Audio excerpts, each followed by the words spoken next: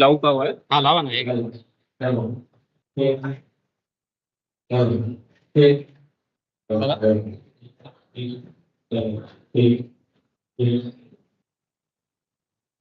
हे बघा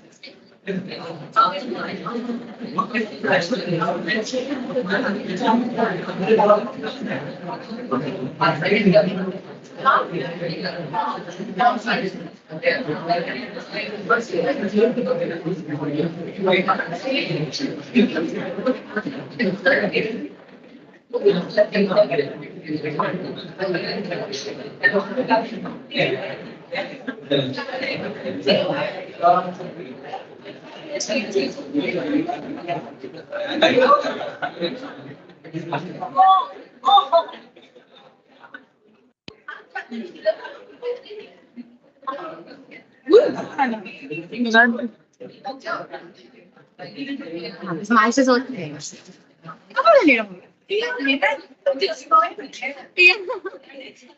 Just blow dried it yesterday. That's why I was scared because for the evening. Yeah, color bhi kiya. Kannada manta ko. We're very excited for today. Yeah.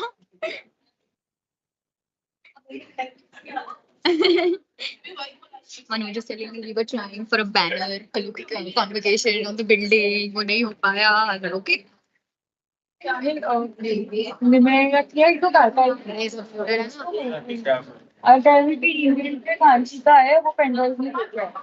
चालू नहीं है PC. Pen drive दे दे pen drive मेरे पास तेरी वाली है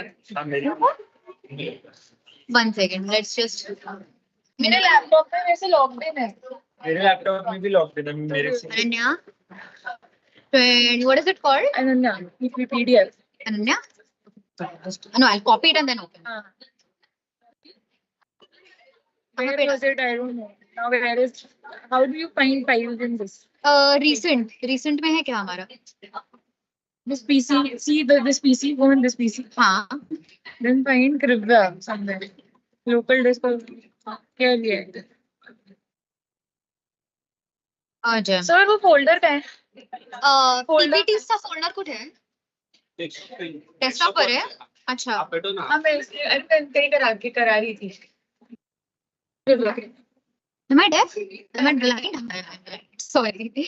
यहाँ पे Ananya I guess I'm deleting. Share कर देना तो बाद में जो बाहर है उनको भी मतलब हाँ टीम पे स्क्रीन शेयर करनी है ना. हाँ ठीक है. Delete. मैंने चालू रखा है सब बाकी का पर आप भी यही रहो. हमें इधर रहूंगा मुझे वो स्क्रीनिंग वगैरह ऊपर नीचे थोड़ा करना पड़ता है पर शेयर ही रहूंगा ना विंडोज मैं मैक यूज करती हूँ ना तो विंडोज में थोड़ी दिक्कत होती है इसलिए. Tension Okay. I think so. Add to question power. Thank you. Thank you so much. Okay. Hey. इतनी पास प्रेजेंटेशन जब बनाई है नन्ना लाइफ में. चलो. हो गया ये. Thank you. मैं इसको हटा दूँ. Can you do the eject key? Probably start scanning the shit again.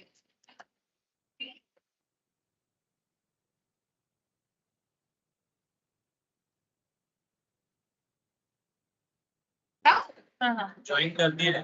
कर दिया है ये ना, तो लोगों को इन करना है। नहीं, वो ऑटोमेटिक हो जाएंगे, अभी इन करने का जरूरत नहीं है, क्योंकि वो खत्म हुआ नहीं था ना, इसके लिए उनको वेटिंग आ रहा था। अभी ये चालू कर दिया है ना, वो डायरेक्टली ऑन इसमें आते जाएंगे। कैमरा पे ही लगा मत देना, जब शेयर करना तब Hang around here, no? तो यहाँ पे हाँ यार I'll just count. बेटा Yeah. Now all done. Thank you so मैं much. आती हूँ।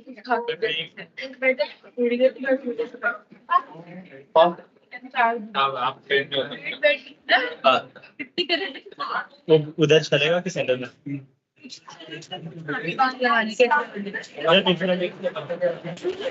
Something to control the PDF. Yeah, I guess. चलेगा। कितने क्योंकि PDF? वो लोग प्रेजेंट करेंगे ना खुद ही, लैपटॉप में करना पड़ेगा। हाँ। प्रोजेक्ट हो रहा है तो Mouse स्क्रीन नहीं please रख चलेगा। देना, mouse जरा operate करायला better होईल. वो तो ठीक है, एक सेकंड में इधर रखना है तो भी सेटिंग वैसा करना पड़ेगा, इधर ही रख देते हैं। क्योंकि वो लोग इसको ही खोल के नेक्स्ट की स्क्रीन शेयर हो रही है ना, ठीक है, ठीक है। उनकी पीपीटी इस पे चलेगी। तिकडे ठेवायला लागणार आहे आपल्याला लॅपटॉप। वायर आहे, चालेल, आपण घेऊया तिकडे। ठेवतोय का? हो। पहिलं काय काढताय?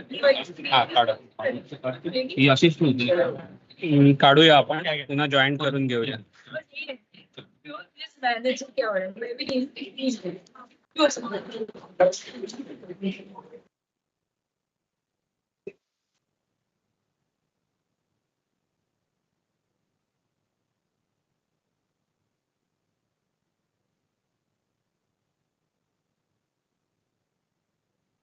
ओके, खाली वायर आहे का याच्यात? ऑडिओ आहे का त्याचं पीपीटी मध्ये काही? नाही नाही, ऑडिओ नसणार, ऑडिओ नाही, फक्त प्रेझेंटेशन आहे। तरी करून check करा. ठीक आहे।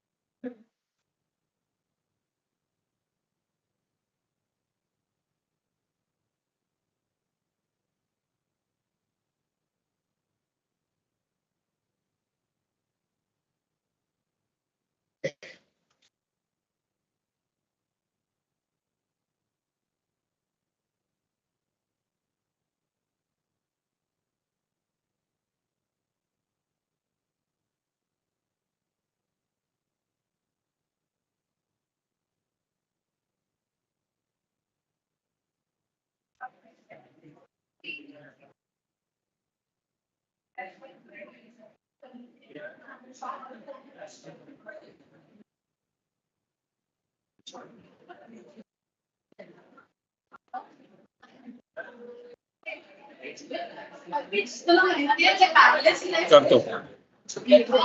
हाँ।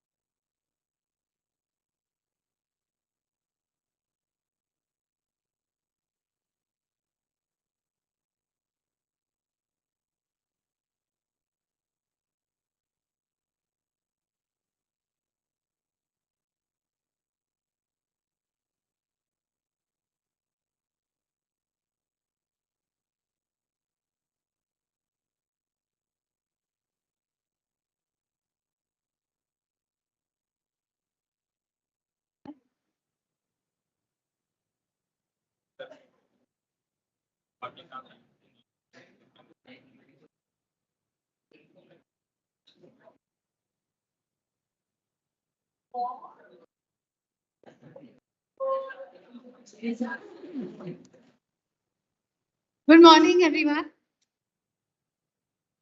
I know Sahej's presentation has woken up everybody. Hopefully, there's a little too much excitement. So settle down. Can we begin?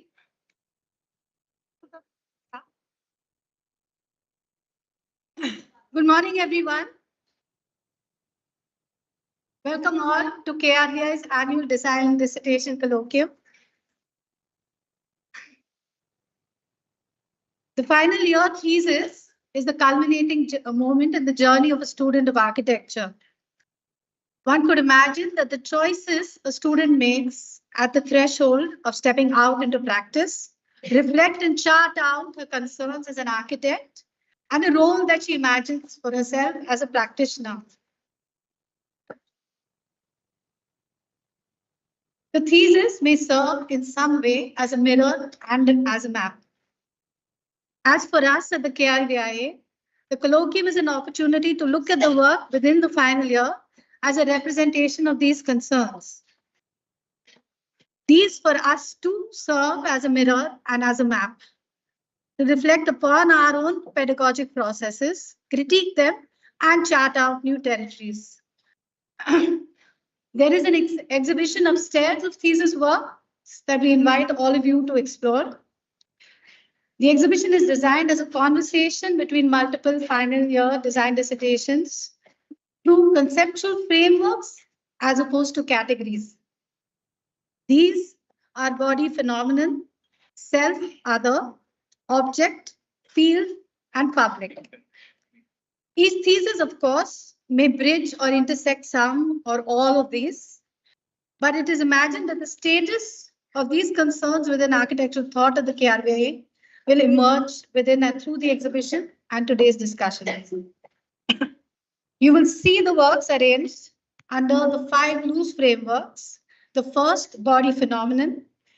These theses look at the body and its experience as a way of knowing the world and the role of architecture in choreographing these acts of knowing. Architecture as a philosophical framework can be a meditation on and an experience of being in the world. The second, self, other. These theses attempt to look from the margins to the center to reflect upon relationships of power, politics, and space.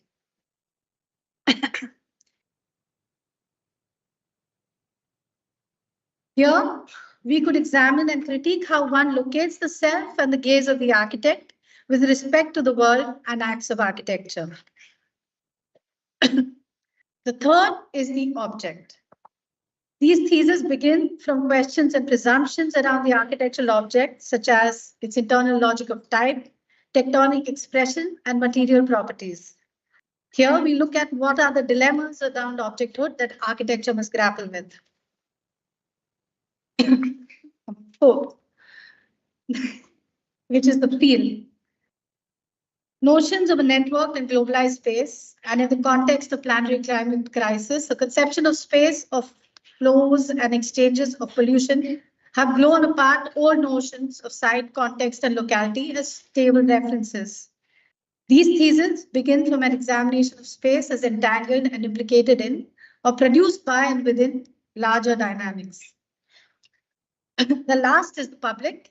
Here we look at the problematics at play in the imaginaries and representations of a universal public and the notion of a common good as and within architecture. The theses in this section interrogate architecture as the infrastructure for public life and public good. It is hoped that the conversation generated today can bring up new questions, concerns, and methods to help us shape our pedagogy in the coming years.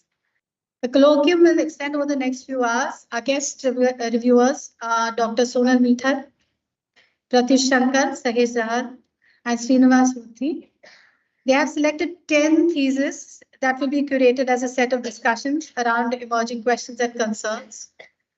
Parallelly, the student body also has been engaged in a discussion on the works. Students from different batches and pairs have been reviewing the works. and have decided on awards. We look forward to all your active participation. This is especially for the students in today's discussion. And now we begin the session. I ask Anushri Joshi, who's making the first presentation. Okay. Also, we have to instruct everyone to keep to time. Presentations will be 8 minutes. Discussions will be around 12 minutes so that we can finish on time. Yeah.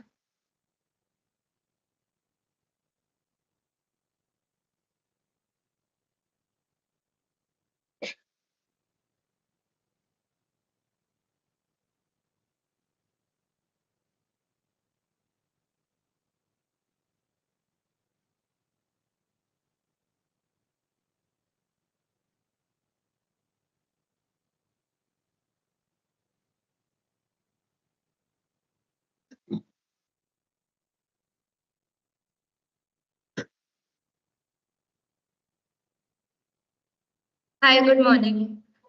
So the title of my thesis is Reimagining the Urban a Bird's Eye Perspective, and it quite applies in the literal sense of the word in this case, which is the bird's eye.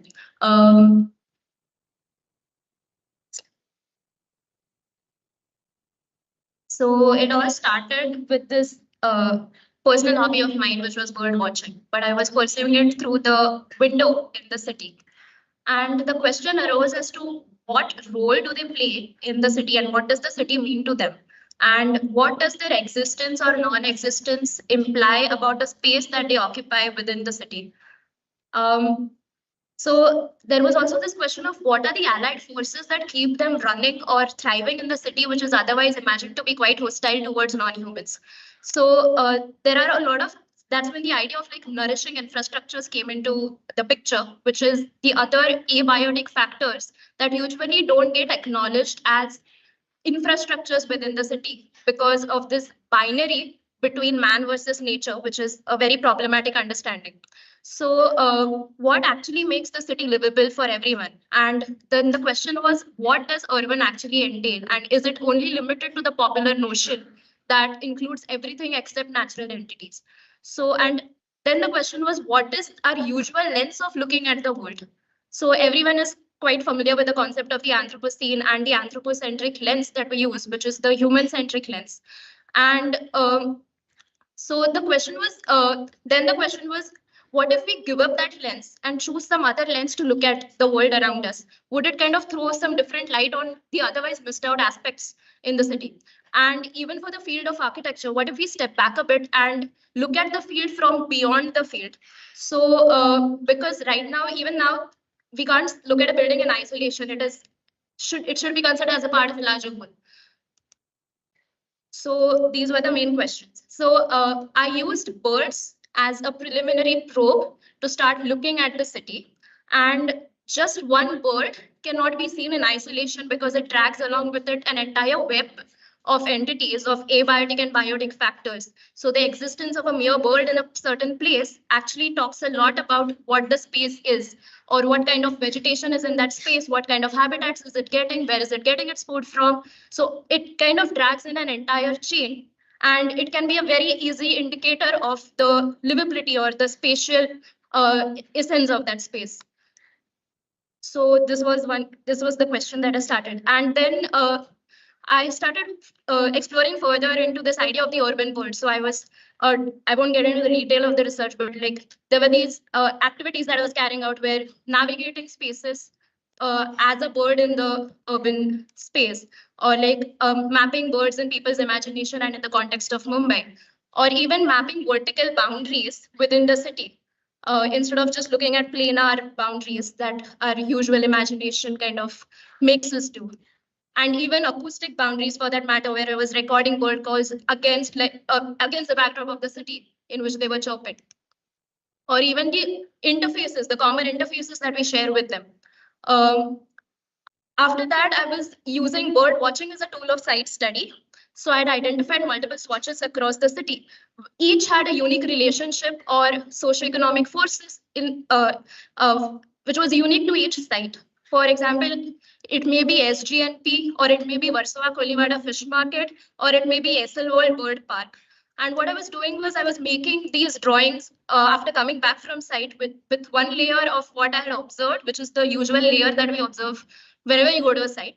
And I was overlaying it with another tracing, which was the various relationships, ecosystem relationships that I had observed on site. And this was an exercise that I carried out for multiple sites all across the city. And this kind of highlighted certain incongruencies within within our imaginations as well. So that kind of helped me kind of gain maybe like potential programs or corrective measures that could be taken in multiple places. So the overall study kind of highlighted a few points, which is this idea that there's no rigid boundary. There are levels of permeabilities and that need to be negotiated. And then these were a few collages that I made, which were majorly to question our imagination for the future of cities or in general, whether we actually account for the existence of the non-humans within them. And even the concepts, I won't get into the detail, but of habitat complexity and ecological urbanism were majorly contributing to my design tool set later on. And it kind of helped address the general aversion to kind of imagining the city as a landscape with ecosystem potential within it.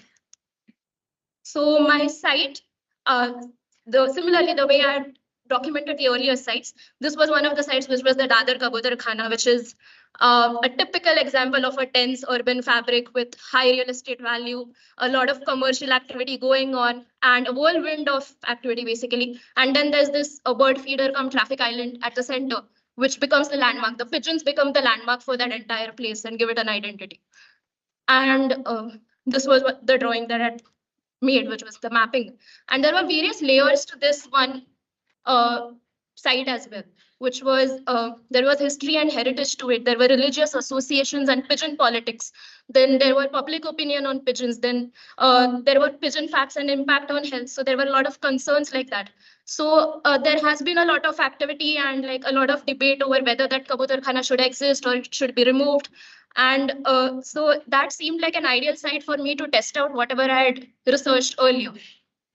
So there were these forces that I had identified on site, which were economic, socio-cultural forces and ecological forces. And all three of them didn't actually work in tandem, creating an imbalanced ecosystem where there was domination of only like one single species apart from humans, which was the pigeons. And it was causing a lot of issues here and there. So as a master, so I started looking at it at multiple scales. So at a master plan level, so the smallest scale was of the architectural elements, say like the chhajja of a window. And how do you modify it so that maybe you don't actually encourage pigeons to kind of breed there? Or the second scale would be reimagining the traffic junction itself and its role as a feeder, and maybe it can expand its role to like feeding maybe other species as well. So it kind of becomes a biological, like idea of biological control kind of gets into place. Then scale 3 was rerouting the traffic and dispersing footfall. So you start addressing all the various issues that you see, and all of them are actually complementing each other. So, and the fourth scale was of the built mass. And here I was basically imagining, I had taken one small chunk, which already has commercial activity. And it was imagined to be a template, because making a single building is not going to solve anything in this entire scenario. It has to be a network that kind of replicates and spreads. But this building was imagined to be imagined as a trigger for that neighborhood to experiment and come up with solutions or that could be replicated elsewhere. So there were these programs. I retained the original, so it's a mixed use public building. I had retained the original programs, which were the commercial shops. Then there was a program of lodge, which I had retained. And then there were additional programs of urban farming, and there was an aviary for rescues and bird research cells. So kind of pulling in other organizations within that space so that they could also regulate what's happening over there. And the scale 5 was kind of looping in larger public institutions in a neighborhood, like in an urban neighborhood, because we do have institutions like BNHS and others who are active, who are quite active in the city, but it's usually to do with the typically ecological parts of the city that they focus on.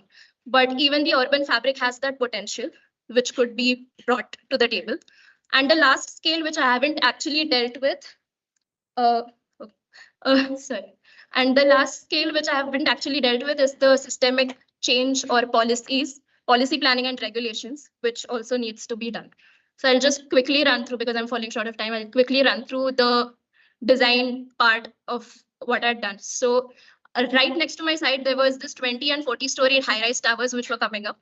And my project is basically latching onto and kind of trying to create a symbiotic relationship between the tower and the space. So there are these masses, and then there are the masses kind of punctured by these ecological shafts and decks.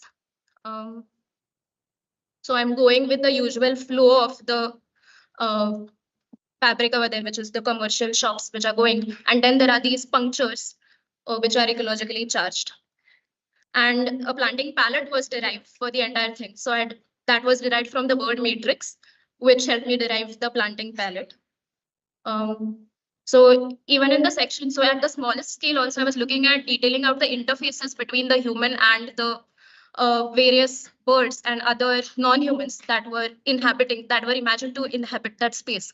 For example, even in the lodge shaft, where there was this entire courtyard with the shaft going from within, or the urban grove which was latching onto the high-rise building, or for that matter, even the toilet duct. Or even the windows. So what does a window mean for a building like this? And how can it engage with both humans and non-humans? So these were the questions. And ultimately, I again decided to fall back onto my initial drawings and methods of representation, where I was imagining it as an entire volume from the earth to the sky, where all the various forces are actually working together in conjunction. So there are relationships, there are interactions that are happening between the humans and the non-humans simultaneously at multiple levels. And fast forward to the future, where the building has now become the building has now become a trigger, and there are some existing buildings that are taking up certain elements, architectural elements, and adopting it within their system. Or there is newer construction that's coming up and then starting to adopt the various experiments carried out within this. So yeah, that was the general. Thank you.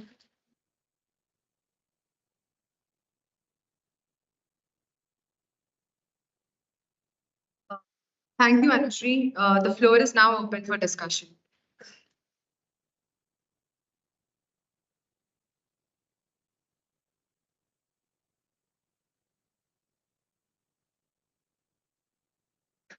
Anushree.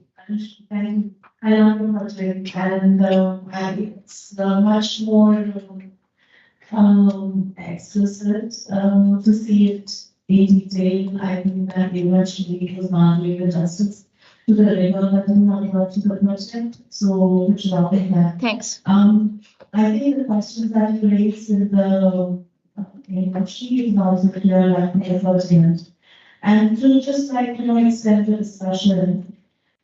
You are working at various scales and you're trying to demonstrate that from the visual detail to the biodiversity parts that the city is seeing. And you have also, you started your project from Computer Hana, as you rightly pointed out, visuals are highly invasive species. In their quest for adaptability, other birds as well. And so when they migrate and adapt to a city, they do it so vehemently that it barricades a lot of other species around. And so, what is your take? There is this politics which happens across in this multi-species habitation.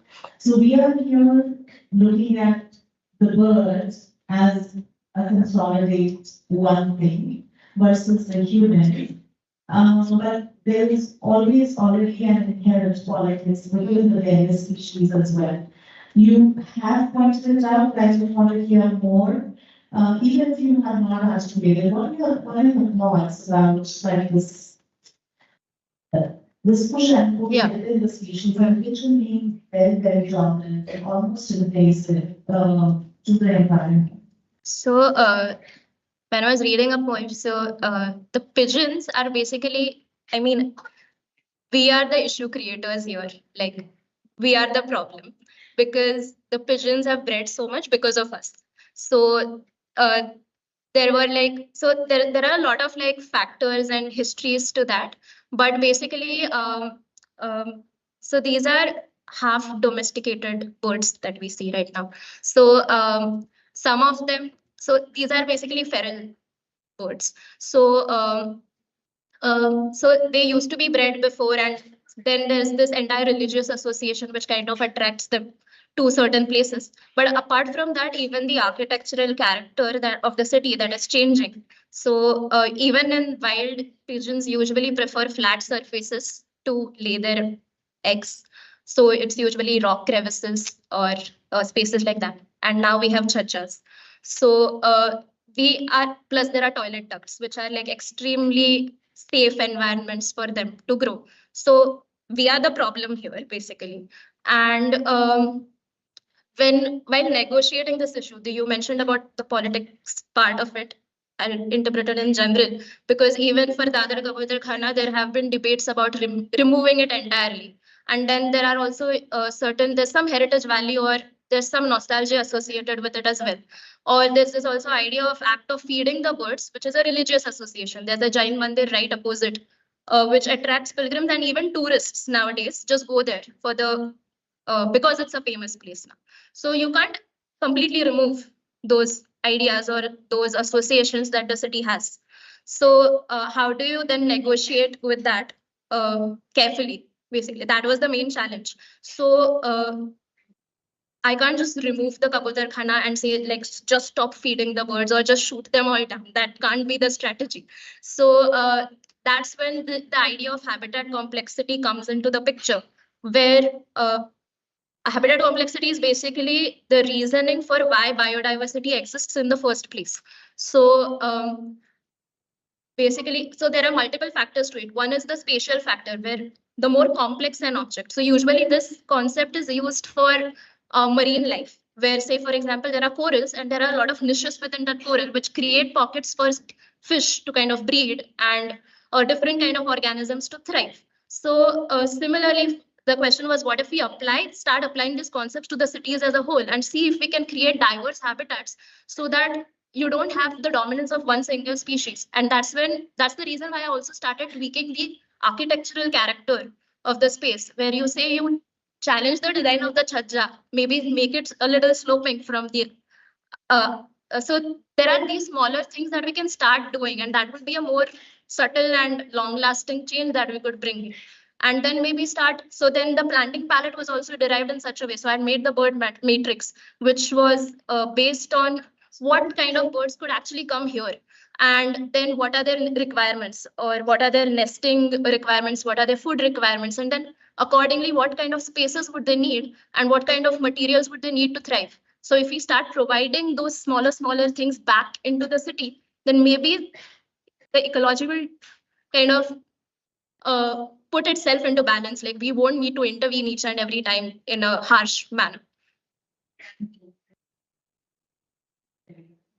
Thanks. Thank you. This was a lot of work actually. You do the standard time or do you more time to do this? No, standard. So this is really very exhaustive, and I can see that this first one you said you were bird watcher and you were very keen, obvious. And I think what I'm really looking at what we can get a larger discussion from this and I think the question really starts for you with the idea of bird and diversity of bird species. But I think the larger question that this does raise is, what is really a city? It's a very conceptual philosophical question that one can really go ask.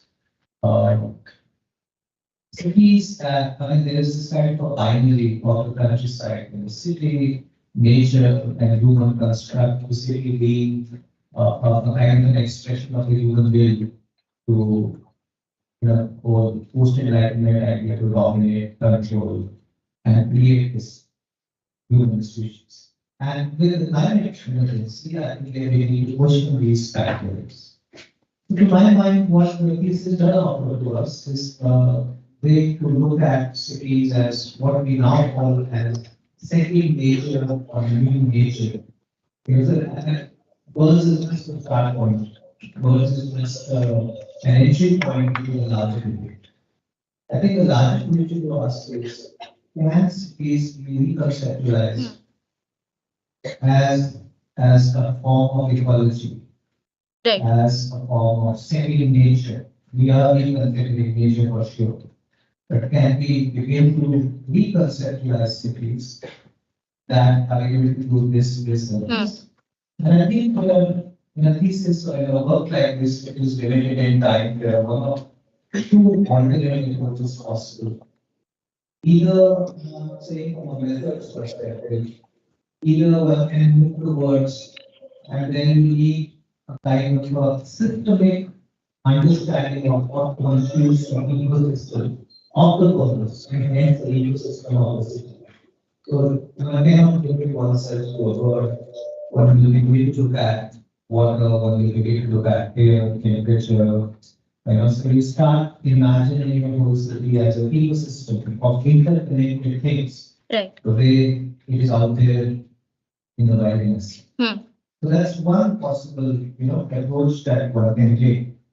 And the second approach which you would tend to take could be a very pragmatic, short term, which is also needed, but it could be some very small things. So I give you a manual. I think a manual of 20, you use the word subtle changes. A manual of 20 subtle changes that anyone can do.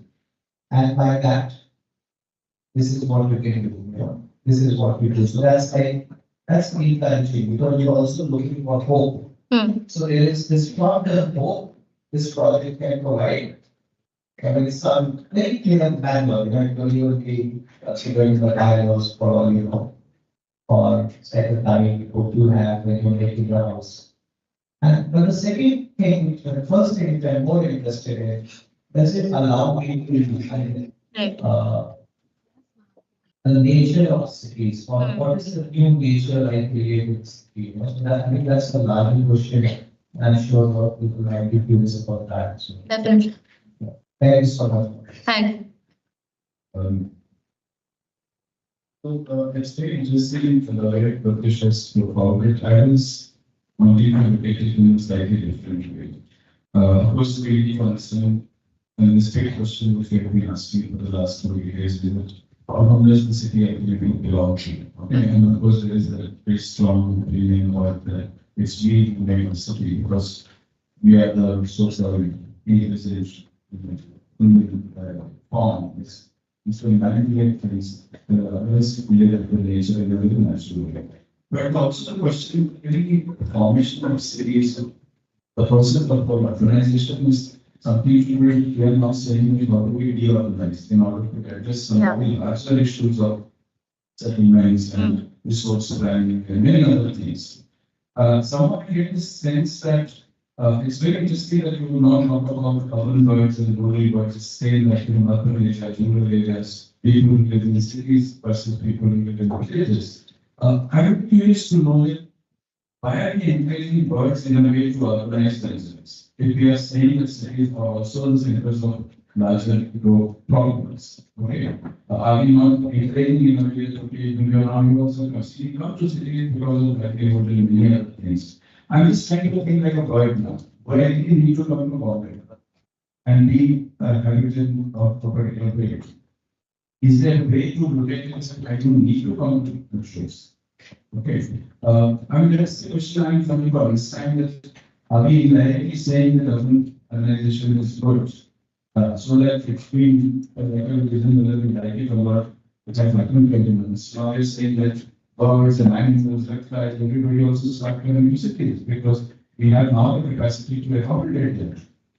So is that our way to look at it? Your work, of course, is very interesting. The second, on a very pragmatic level, as an architect, I want to look at it that of what is the functionality that we are talking about. Let's say in case every idea we would like these birds to now start coming and living in cities.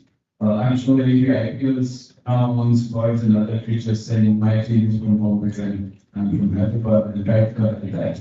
But is there a way that I'm going to know and accommodate them compatible with it?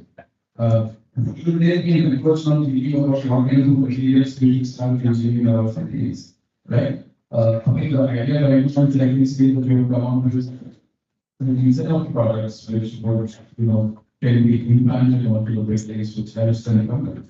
Even if you look at not just the form, but even the material, and is that possible? And in that context, I would like to visualize whether what is the role of stone or mud surface vis-a-vis, let's say, concrete or metal? Is there sensitivity of the bird body structure or the nerve system or whatever? How is it?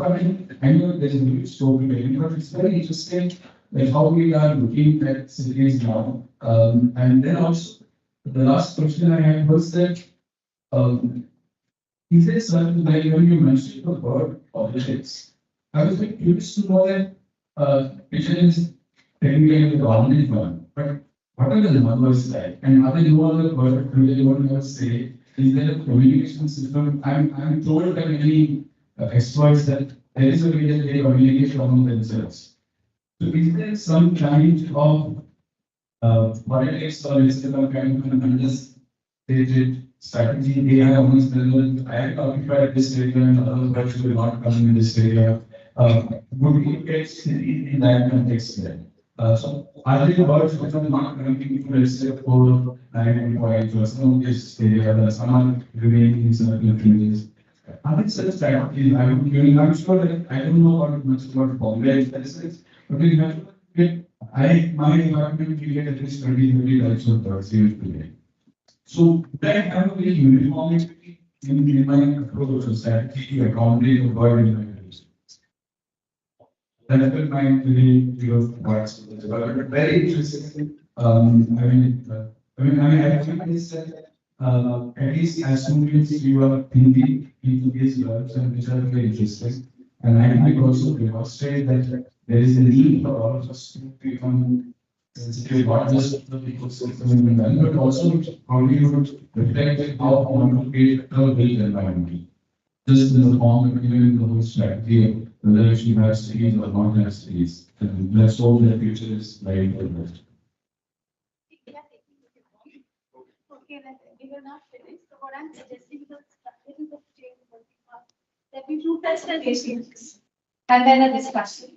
And at the end, we have a long time actually to do a discussion. I think only 15 minutes. 20 minutes. Okay. That's a great job. Yeah, I think it's So, I mean, this is like like expanding the research group, like actually, this is like literally downloading from the very national, is essentially where this drawing plays out. Like if I leave my window open and go to sleep in the morning, I'm woken up to like stars, sunlord, like last year there was an era that came and then stayed for like 2 days. Now we can every once in a while. But like I have to think about my basically all made. It's not just that like every also there has made like some kind of accommodation for like goods. Like the middle like I mean 5 meters really long. To follow. But like, I think there's like a people start using like platforms for things like that. This is possible. This thing really, what I thought was most exciting to me was that the modern phone that was ecologically stay, generate such kind of nesting up. That instead of doing that, kind of. But like, okay, this is the situation. We are saying like, let's say, publicly, was anything. That's you. There's no way to recognize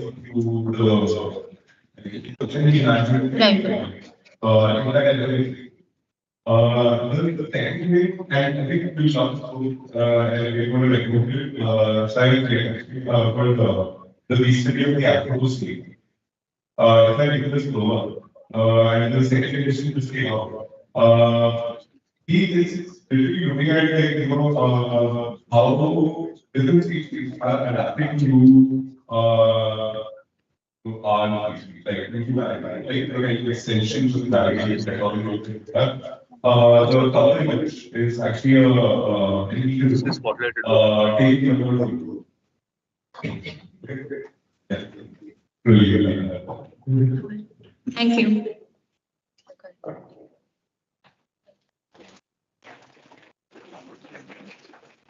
Thank you, Anushka. I request the student presenters to keep the answers a bit concise. I call upon the next presenter, Ritika Somani, who will be joining us online. I request Ritika to share her screen.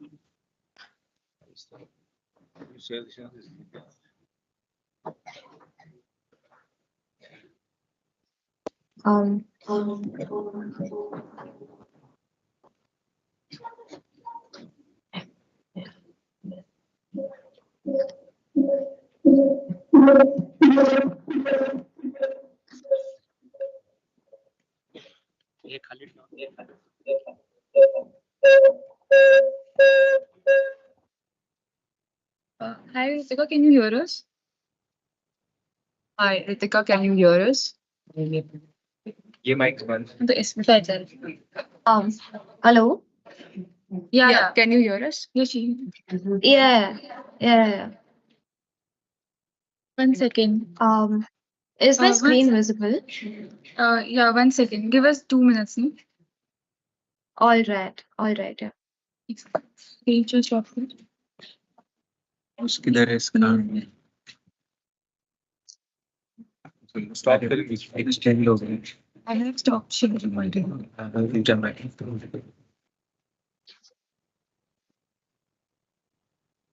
Close this. Oh. This is presentation. Yes.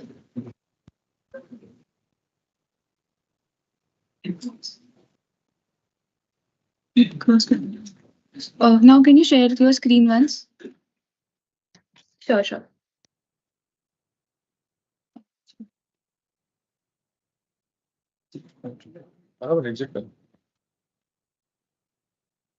Yeah, spotlight that one. Spotlight that.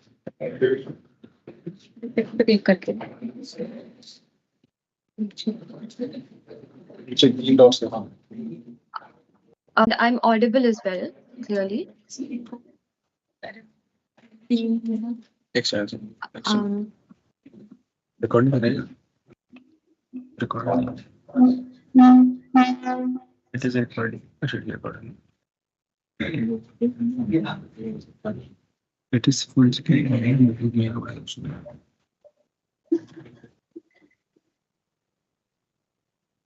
Add करना है ना अपने को. View पे click करो. हाँ. Focus on content.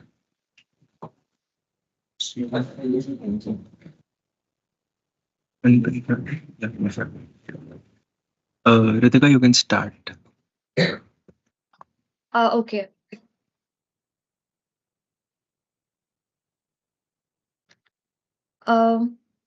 So my thesis research began with. Ritika, hello? sorry to interrupt. I think you will have to Yeah. share your entire screen because we cannot see your presentation mode. 1 second. Just hold on. I'll just reshare. Sure.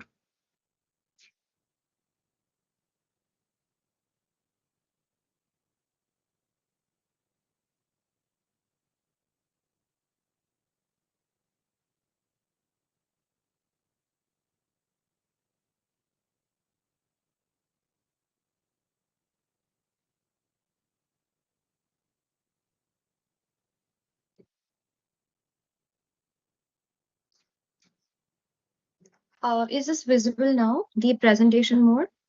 Yes, it is visible. All right. So my thesis research began with the title Bringing Relevance to Historical Landscapes in the City of Aurangabad. Thesis seeks to understand the role of architecture in envisioning the marriage between everyday energies and objects of the past, which are acting as a catalyst for urban life. I call the research The Landscapes Beyond, accounting for the leisurely ramble around the city and exteriors of the city that offer the visitors the unique glimpses into the medieval phase of the development of the city, such that it has these all domes, spires, minarets, chatris, etc., strewn or pavilions strewn over the uh, landscapes beyond. The city of Aurangabad, which is a collection of artifacts uh, that have emerged over time and across rulers, and ASI itself identifies 16 of these monuments. City is currently like a gradual metamorphosis from an isolated to a more populous town, and yet some of these monuments that still stand in sort of isolation given until today. The study mainly originated from a few historical landscapes that used to be considered the landscapes of recreation, such as the Himayat Bagh, the Soneri Mahal, and the Panchaki. Each of these, through biodiversity, culture, and water, being associated with the public realm in the old fort city. The study of the connections through the blue-green networks, the visual connects that were established from these monuments to the focal point, which is currently the Bibika Maqbara, as per the geographical and the topographical locations, is established in my study as well. And so currently, the lost connection from the Panchaki to the Bibika Maqbara that exists is something that I was looking into. Thus, one of the important design calls or moves was also about re-establishing this lost sense of connect within these historical landscapes. After thorough study and site research, the Panchaki site felt intriguing and complex in nature, with its multi-layered site conditions like the strong religious associations with the presence of the mosque, and community associations with water being established as an institutional relationship from the past. The presence of historically significant objects like 200-year-old banyan trees, etc., on site, and natural elements like the river, etc. So it was about redefining this lost character and realizing the qualities that it has to offer in the public realm as such. The precinct historically was consistent of the primary water reservoir and the secondary water reservoir, which is more like an aqueduct, and spaces were planned in such a way that public activities and interaction, the origin of Sufism, etc., happened around these tranquil places, etc. And there was like a proper trajectory plan for the stay, etc., accommodations of these disciples and everything. So the face of the monument showed these two main water features, but from within it was an intrinsic network of water flow, which was in itself a scientific marvel to get that from miles away to this particular site. So these historical associations and origins of Sufism, which were like a spiritual connection with the site in itself on the banks of the river. The particular site was also once considered the most delightful. So the importance of this place was that it was considered the most delightful and exquisite gardens of during those times, where the visitors, even after their visits from Ajanta and Ellora caves, which were nearby, felt like this was like a gentle, subdued, and tranquil resting place.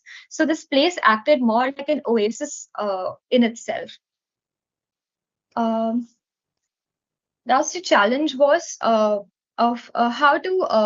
how would the intervention help reinvigorate the ecological, historical, as well as the cultural landscape, and bring them back to everyday imaginations of the people in the precinct today. So and are these original landscapes of pleasure and recreation just a memory now, or can they still become the urban oasis in some sense? So debating over the program development in a way such that institutional as well as recreational activities could be clubbed together, which could not only like interviewing them would not only maximize public interaction, but also help add value to the local community through them. And institution would majorly be like the Neher System Interpretation Center, a women's skills development institute, and public library, whereas the recreational activities would be more of like a city observatory of the historical ruins, etc., and spaces for Sufi music revival, etc., and community kitchens. So this is more of the placement of Panchaki within this larger narrative of the Neher systems, and this is the placement in the current town of Aurangabad with the medieval historical boundary. It's kind of like the evolution of the uh, how organically the site evolved with the presence of the tree to like its current state today.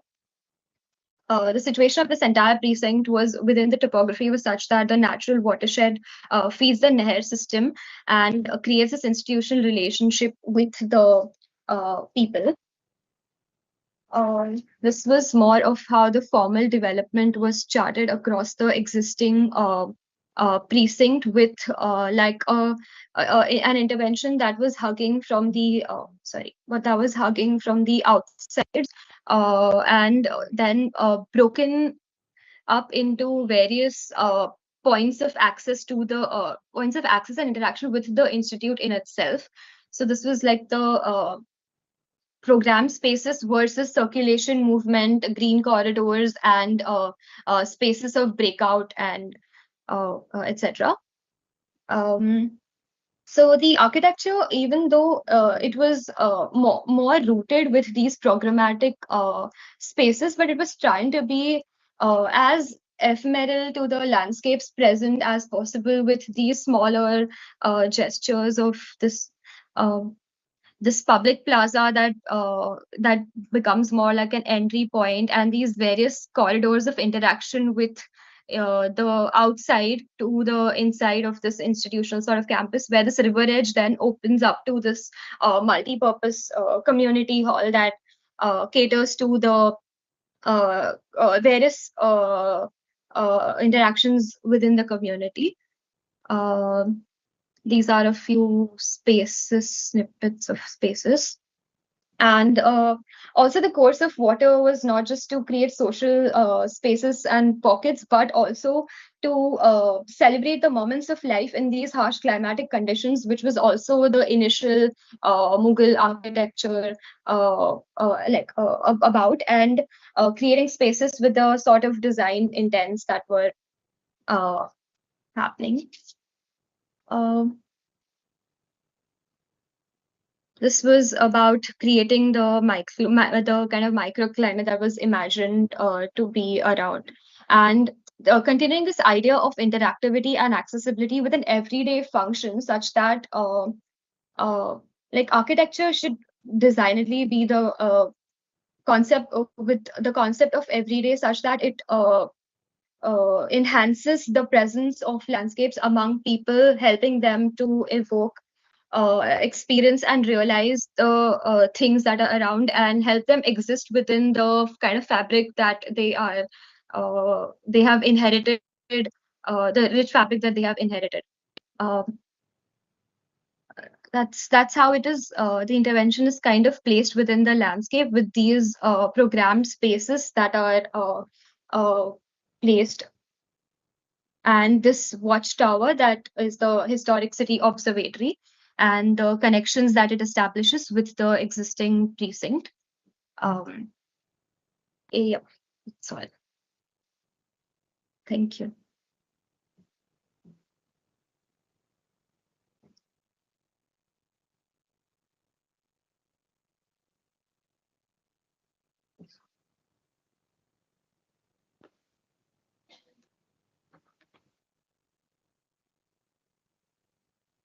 I now call upon the next presenter, Ms. Snigdha Gopalakrishnan.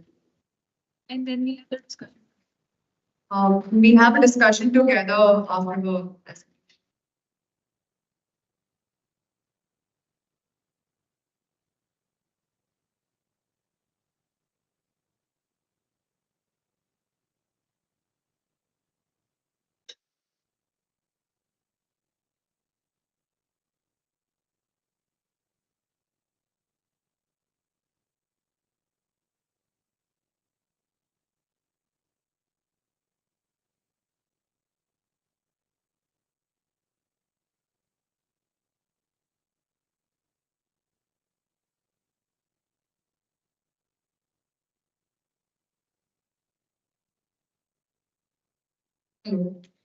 Hello. My thesis is titled Planning for Water. This thesis is based in Navi Mumbai. So what sort of got me interested in this topic was in general, having grown up in Navi Mumbai and while going to college in Bombay, I sort of started noticing these differences between the two cities. And I was generally interested in how planning and planning ideals kind of that time shape the environment of a city in terms of not just the physical environment, but perception, legislation, and several other things. So this is my abstract. I'll just read a part of it. Increasing natural disasters every year has shown that hazards accompanying them are not just problems that can be solved in isolation. They are symptoms of broader problems resulting from a narrow conception of the human relationship to the natural environment. The thesis examines the case of seawards, a relatively newer node of the planned city of Navi Mumbai, and maps how the city's planning has positioned itself in relation to the ecological processes of the area. The thesis aims to understand the impact of the city's planning on water management, and subsequently how it has exacerbated the hazards of climate change in the city. Like I mentioned, Navi Mumbai is a planned city, and it was kind of proposed and planned with the intention of decongesting Bombay. And it was one of the ways in which the planners at the time had thought of addressing the exponential growth of Bombay. And even in the narrative of the proposal, when it was being put out through Mark, the research journal, there was this focus on environment. The new city will address problems of congestion, flooding that Bombay often faced, and it will also have like better green space to population ratio. So there was always this idea of the environment. So so my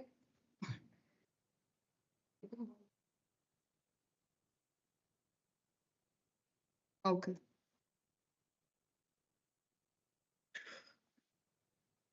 So my thesis question in the beginning of the research semester was an inquiry into how planning processes have changed the ecology of the city. And other research questions as a subset were how the planning of the new city has undermined or transformed the ecological conditions of the area, how has the historical and ongoing planning processes aggravated the impending climate disaster in the coastal setting. The study, I'll just go over it in brief. So I started off with mapping and creating this ecological timeline of how the city has evolved. And then I narrowed it down to seawards as a node to study, mostly because it's a newer node and there are a lot of new constructions that are being planned and environmental related activities in the area. So seawards is actually well known for, very renowned for its flamingo watching points, which is home to incredibly rare biodiversity and very rare coastal biodiversity. So the study was to examine how the city's planning processes, especially this kind of disregard for the ground conditions with respect to the environment, has impacted the area's ecological conditions, and to kind of create a framework for a more holistic and sustainable approach. So I did the same. I built this timeline, and I analyzed several DPs and proposals, and I've marked those here.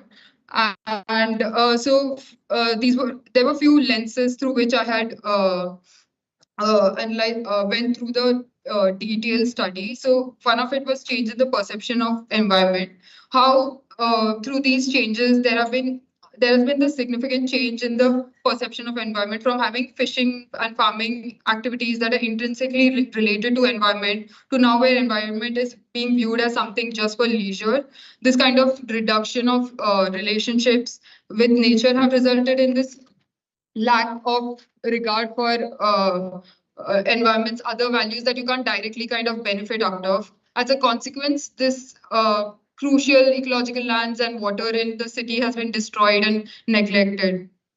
The other lens was coastal edges and planning legislation. So the initial plan itself had this kind of had disregarded this creek's edge and failed to consider its topography and existing ecology. But even whatever legislations were put forth were also kind of constantly diluted, and the state itself has violated these several times.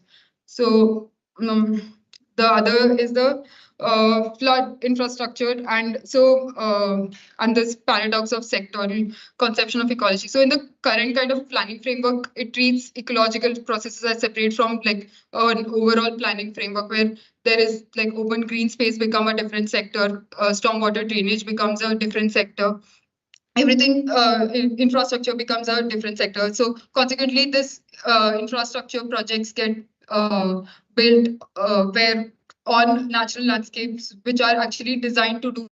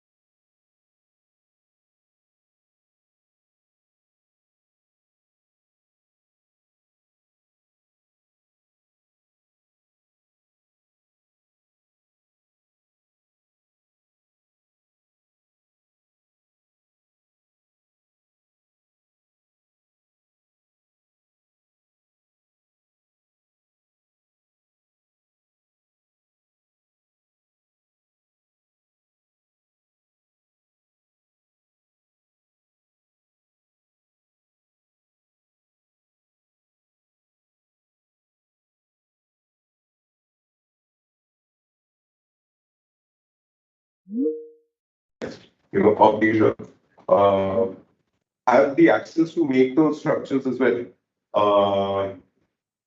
Things start like kind of, we just start unraveling the entire social fabric. And yeah, a gesture can be just as, I won't call it simple, but like as It's something to do with doing the minimum damage to yeah, like non-invasive sort of thing. Yeah, that's what I.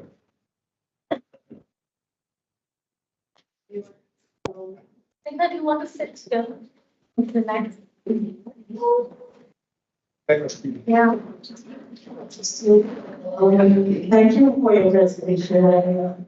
Any transition I go through, I'm illegal and has gone into the research and so when you show that kind of rigor, the expectation hence is that your commitment to what your research shows.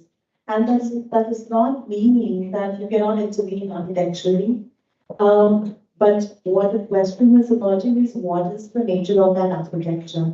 And following up from what Sahaj also said, like, I want to evoke here an artist again. A lot of you might be aware of this person, Andy Goldsworthy, who go to the site and see what is happening. You are talking about this landscape, which is very fragile, but also very fluid.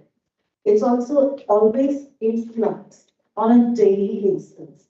So things are coming in, the water comes in and goes out, and so on and so forth. And just to learn from Andy Goldsworthy's project, which he created by using twigs. So he studies the tidal movement and he says, I'll create this piece of work that the tide will come and take with itself.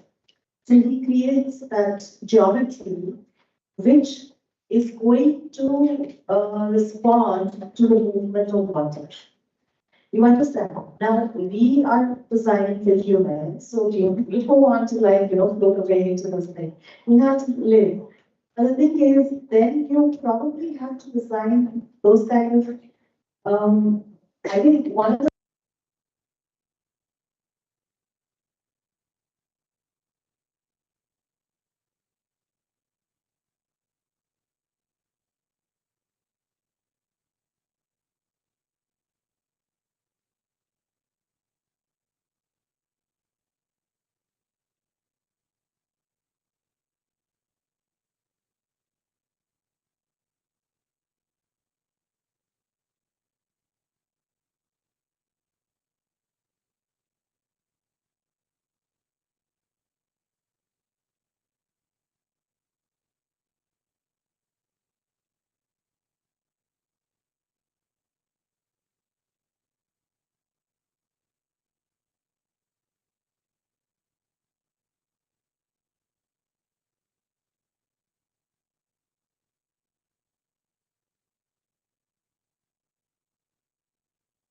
nowadays, the coming year going out the time. So I think that, and it can be a very micro intervention. It doesn't have to be a large scale intervention. Just talking about the surfaces, like what is that larger question that you want to answer with your architectural intervention? It's a very big thing.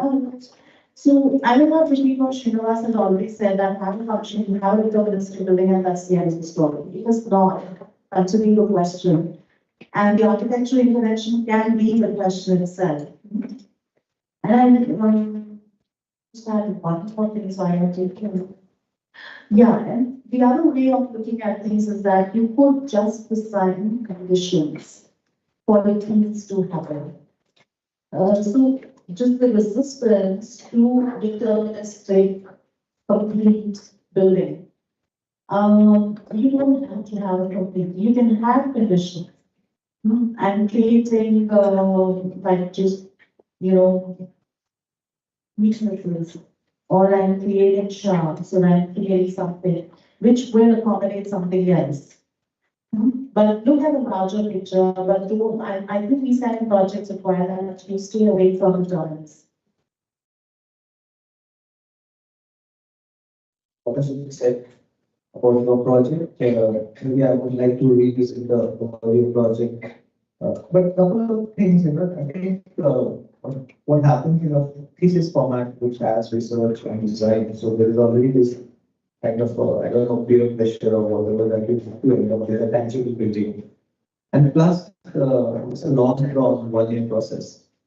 I think that's where one needs to be careful because students tend to get usually very extended scope in terms of geographical scope also increases and it also, I mean, we need to see because the whole assumption that as architects I have like a bird's eye view to the city and I am in this position to tell you what to do. This can sometimes on arrogance, not your project, but the structure of our thinking as architects, and it also, in some sense, can be dismissive of so many other disciplines we work with. For example, we work with hydrologists, we work with engineers, we work with landscape professionals, we work with community leaders. So, whereas this is excellent, very good project, both the projects, very skilled, very committed. I think one also needs to recognize the limits of architects, but really nice work. I just want to understand the last project better. Aurangabad, if this the girls live there, because what's also happening, I don't know whether it's a communication. I really don't know what is exactly what the student wants to do. And this is also something that I've been noticing. Sometimes there's so much information and there is so much of juxtaposition of graphics that I need that one drawing that tells me what is existing, what is proposed on one sheet of paper, what is it that you want to do. So sometimes this kind of an overload, I was actually a bit lost in the last bit that what it can be or if it's still there. So, yeah. Yes.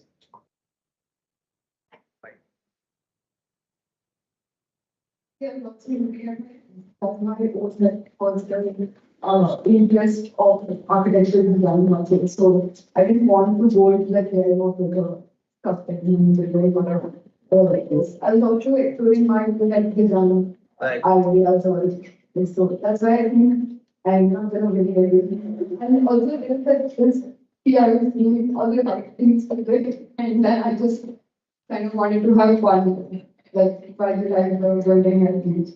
So yeah, I think in itself, it's a the architect also. So for 17 months, you have been looking at an active ways, looking at water, and then you get this sort of thing that why did I join Kamla? 5 years. And I need to then make this one building. So this is a very common, it is almost like the Murphy's law of in all architecture skills. No, one thing is, and I think the building is very beautifully done. yeah, that's what all of us agreed. Yeah, that whatever intervention you had done was very sensibly done, very sensitive way of dealing with it. We are asking the question beyond that, is that really required? Of course, sometimes it's not just you, maybe the client or the agency wants to do something like this, and maybe they would hire you and you would end up feedback. So there, you're not really raising a question and trying to solve it, but you're simply answering a question which has been given to you. So in that sense, you've done definitely a very good job. The question what your conclusion is trying to raise is this, we tend to kind of box the problem and say, no, there are two ways of looking at it. Either you solve a problem or you beautify a problem. And generally nowadays, beautifying the problem itself is seen as a solution. And you suddenly start looking at things, okay, let's make it beautiful, it looks good, people come and stroll and they walk, but it's not the solution of the problem. Okay. I mean, I was just telling Syed, because we are talking about learning aids and all that, and then the first project was also about what. The first image that came to my mind was that ADHA, Shah Rukh Khan standing in the farm and saying, how. I'm suddenly visualizing that I think becoming part of that sort of person where now we're saying, standing in the building balconies and saying, so, no, that's not what we are. So, yeah, the flamingo, so, yes, there is has to be there's a limited role as an architect, but then is also a role as a citizen and a concerned human being on this planet, and how are we going to reflect that? I know, again, it's a big question. What are we as architects? Are we really the God who knows everything and can do everything? Unfortunately not. Okay. And then the last point, very quickly, I want to make with reference to the other project also is that sometimes it's very important to understand this whole idea of what, the land, we treat them as something like a commodity and we want to make best use of it in that sense, right? But if you were to look at land as a custodian, then the whole approach to your intervention would change, especially like in your case, the Navi Mumbai case, probably there should be an option where it goes back after 30, 40 years, if the nature so demands, right? Similarly, for that whole historic context, I was trying to understand that is that really required? Yes, there is a purpose to that project. It serves, it has been done very well, and that's why it got selected. But is that the only way to do it? And sometimes we need to think about that as well. And I would definitely like to believe that I hope that we all reach to that stage where saying no or saying literally not building is also a good solution, and client accepts that. Of course, we're all worried about getting our fee and money as well, but still. Just I want to add to that, really on a serious note, like you said it twice, that I really at the end of the day wanted to have fun, and I have serious problems with that. Like mother, there is a total lack of responsibility. We take it once but not twice. So you do all this kahani, which is like, we're just taking a moral high ground. But then you go back and do the same thing, then, it absorbs you, like, the whole thing that you set up, I am no longer convinced. And it's not about a beautiful building that you feel along. What we are expecting is, why can't architects take that responsibility for another? So you do not spend time on explaining the building. And the thing is that if you have derived systems, you know what is the problem. Walk us through how that building is an emergence of that whole system. Whether right, wrong, or not, it's no longer.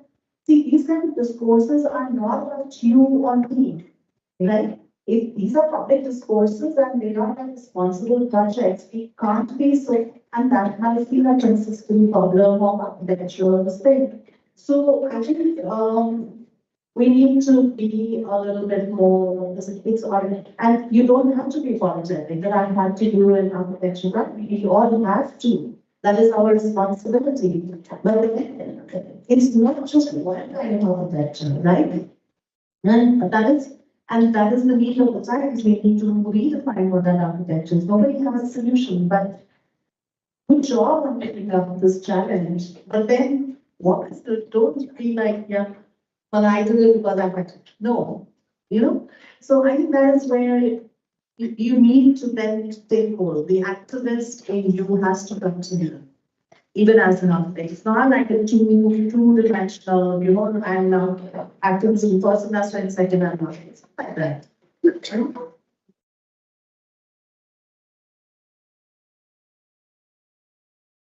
Yeah. Yeah, if you could just show this thing, what is like existing and what is proposed. Just show me one drawing if that's possible. Yeah, I'll just share my screen.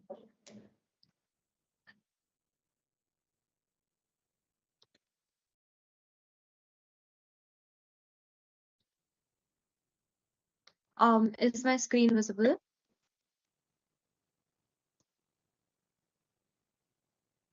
Hello, is my screen visible? Not again. Yeah. So this is the monument that is existing. It's not visible. You're not seeing anything, just a blank, this white screen right now. Can you reshare again? Just reshare. Yeah, I'll just maybe turn off my videos and just make it.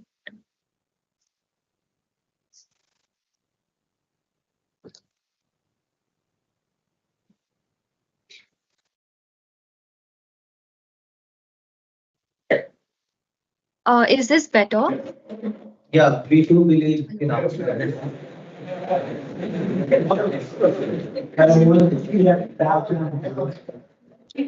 Hello? Yeah, can we, yeah, he's putting desktop screen right now. It says believe in yourself. It's coming from. Hello? We can't see your slide. We see your slide presentation, please. Can only see your wallpaper.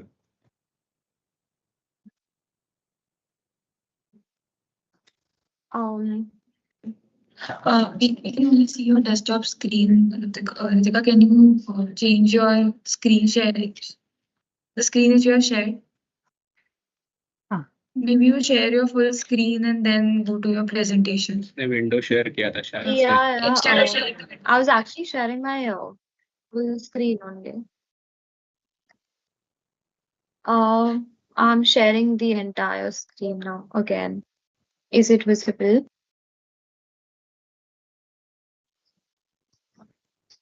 No, it's not coming.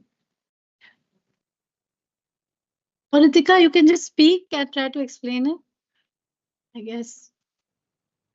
Or we can see you later, Ritika. Okay. Yeah. All right. Fine. Thank you. Are you okay? Thank you, Ritika. Hello.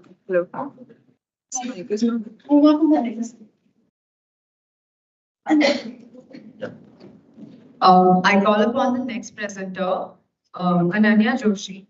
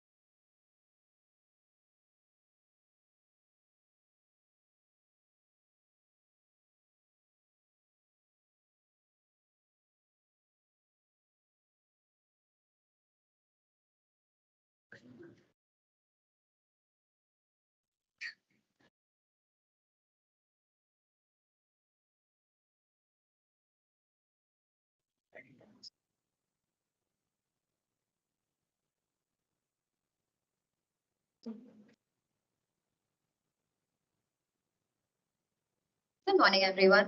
So my thesis was titled Cultural Counter Spaces, the Case of Mumbai.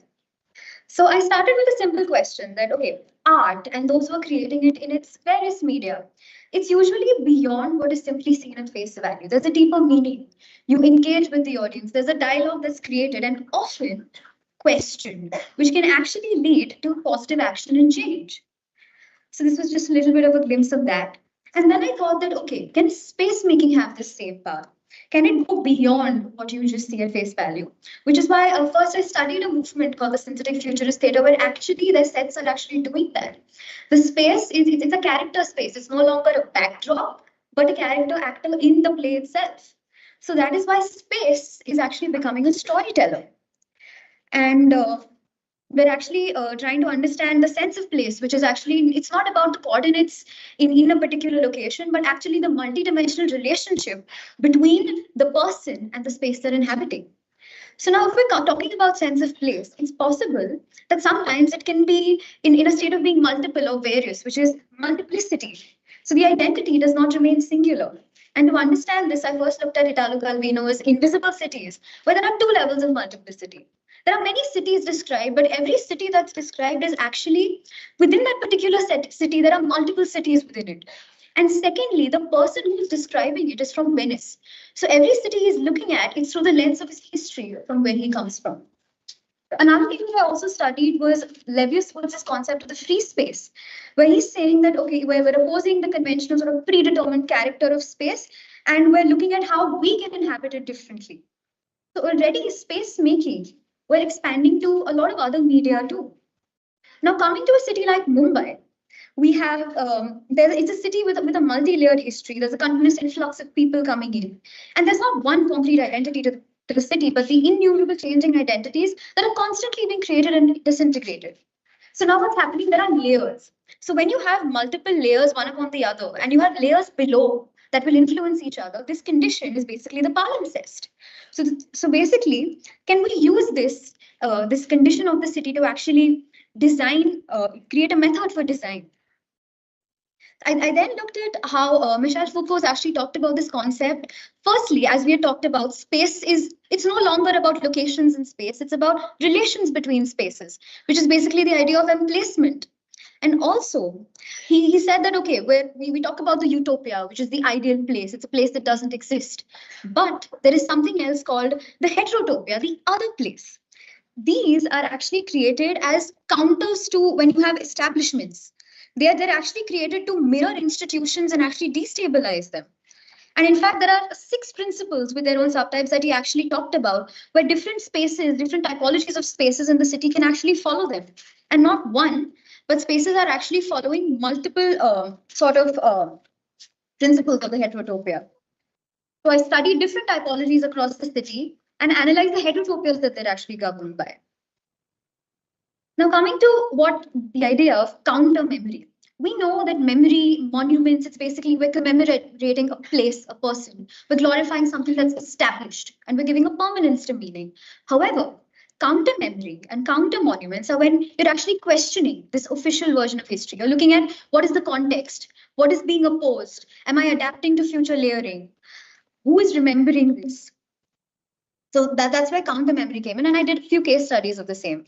And coming to these counter sort of establishments, I wanted to focus on one type, the cultural establishment, because we've realized that there's an inherent when you're like spaces of actually culture are actually the intention is to probably make a statement, even indirectly, actually assert a certain authority, and there's a sort of directness that comes to that.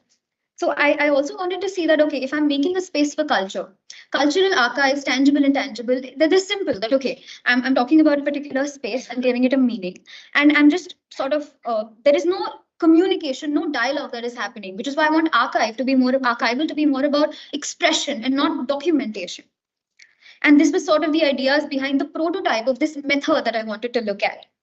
Desettling meaning, breaking convention of solid and void, expression of culture, and looking at layers of physical and culture like archaeology. So now the site I selected was actually Girgaon. It is actually, it's basically in the heart of the city. There's large political mobility in this place. There are diverse communities, and there's also cultural establishments which have throughout history been mobilized by the citizens.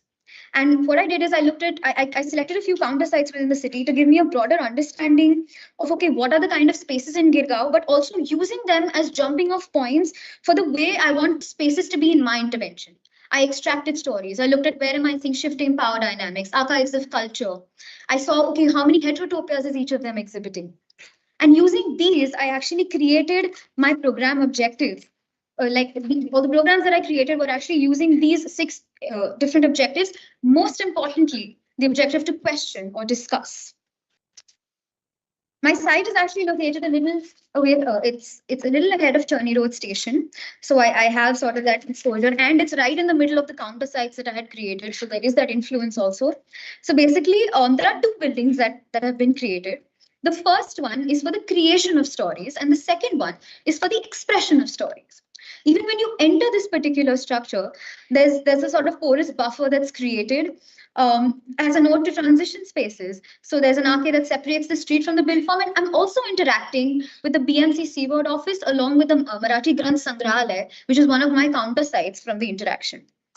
So the first structure is where I have this sort of skeletal expression building that I created, which is where the stories that are created are actually expressed. So the idea is that I want to open up the idea of culture to all. We're actually breaking away from this inward looking aspect of cultural spaces and making the spectator a part of the showcase. So you're actually creating a character space. The form is also made such that there are colonnades that are running through the intervention. They actually seem to enter into the skeletal structure. And so we're increasing the porosity of the build form, playing with solid and void. So there's an intersection that's been created.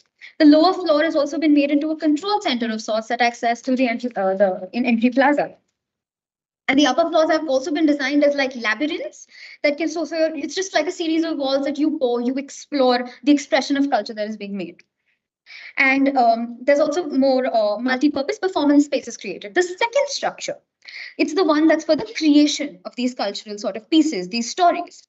So what I've done is I've looked at a more sort of regular built positive space being sort of sliced by this colonnade that's been created. So here actually you're slicing this by the colonnade, and what's actually happening is that there's also a central atrium that's been created. So there's spaces on all sides. There's so what has been done in I'm sorry, the spaces that are here for creation. There's rehearsal studios, there's workshops. You're playing with heights. We're maintaining a constant visual connectivity to foster these interactions among the sort of counter institution. We're also creating co-working spaces, discussion rooms, so that all mediums of creativity and creation are sort of allowed. And these are also important spaces to foster questioning through meaningful discussion. At the end of the day, architecture can guide. So we're doing our best to sort of do these with the methods that I've developed. And there's also a large multimedia library that I've created, which is it's like a jumping off point. It's the source of the pre-existing stories. And I've also created it right close to my sort of central plaza, so that we're also breaking away from the idea of, okay, the library is a little tucked away space. We're keeping it in the center so that the stories are a lot more sort of engaging with the sort of audience that is there. And then there's a circular plaza in the center, which is the main performance, celebration, contemplation space. And finally, so just a little bit about the form development, about how I looked at different, like you're playing with the solid and the void. I made a list of different sort of formal operations that I could do, and then I played around with those. And I also used a little bit of influences from, yeah, okay, sorry. And finally, so finally, the intervention's been designed using these principles that I studied. I'm leaning towards these free spaces that are free for sort of interpreting also from the user themselves. Maximum engagement makes them character spaces, and how one moves through them also becomes extremely important. We're also breaking the public-private divide a little bit for meaningful interaction. Thank you.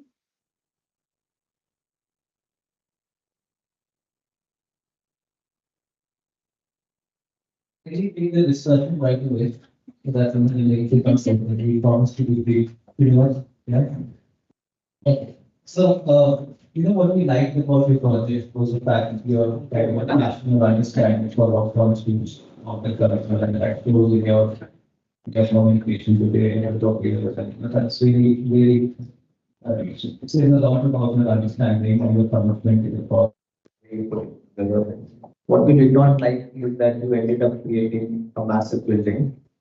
I think we can agree on that. But suppose I want to call it building the headquarters of Ministry of Youth and Culture, Government of India.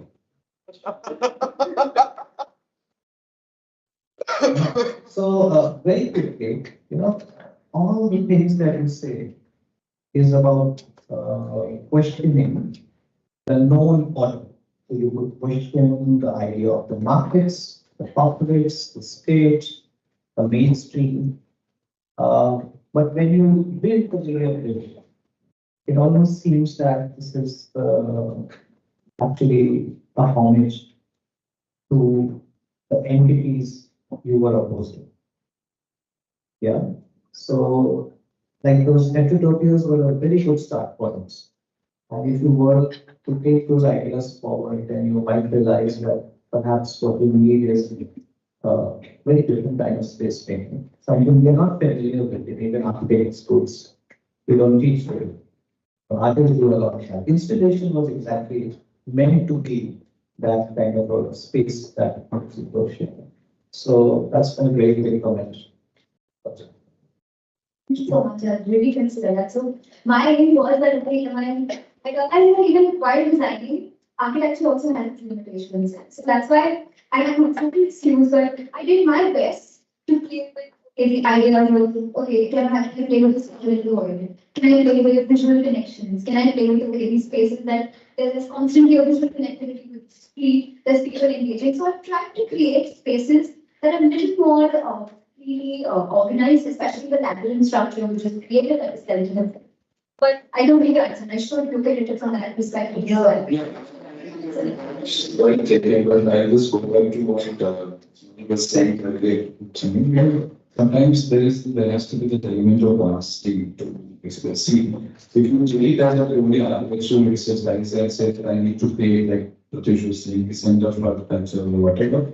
Fair enough, probably you've done a good job. But when we start talking about issues, the question that you want to raise and try to address that, somewhere then your solution somewhere doesn't seem to be fitting into that scheme of things, okay? Because you're talking about counters, right? You're talking about memory and monument, and then you're also ending up going to exactly the same and then, right? Of course, you're creating a new outline. But then how is it a counter, number one? Number two, I remember we were having this discussion when we selected, but we like that idea that you have identified these cultural events into different locations in a very physical form, right? And then you're trying to bring them again to one place when you are saying that I want to question this whole idea of culture as authority, but you have ended up creating that authority there, right? I would like to remind, I think that's, this is a subject which I don't know how many of you could understand, but some of the same is like what's happening to our country today is because we are somehow tending to lose that plurality. And I would like to look at it this way that the idea that you selected different forms, different locations, different functions with the pluralism, and then you're saying let everybody come and enjoy it at one place. No matter how beautifully that place you have designed, as an architect, you are very successful in doing that. But now to question that is what I was looking at. I have a problem with that whole idea of, for me, cultural thing is a question of identity, not a question of authority. And in our kind of society, each one of us have our individual identities, but together also we create a different system. Okay.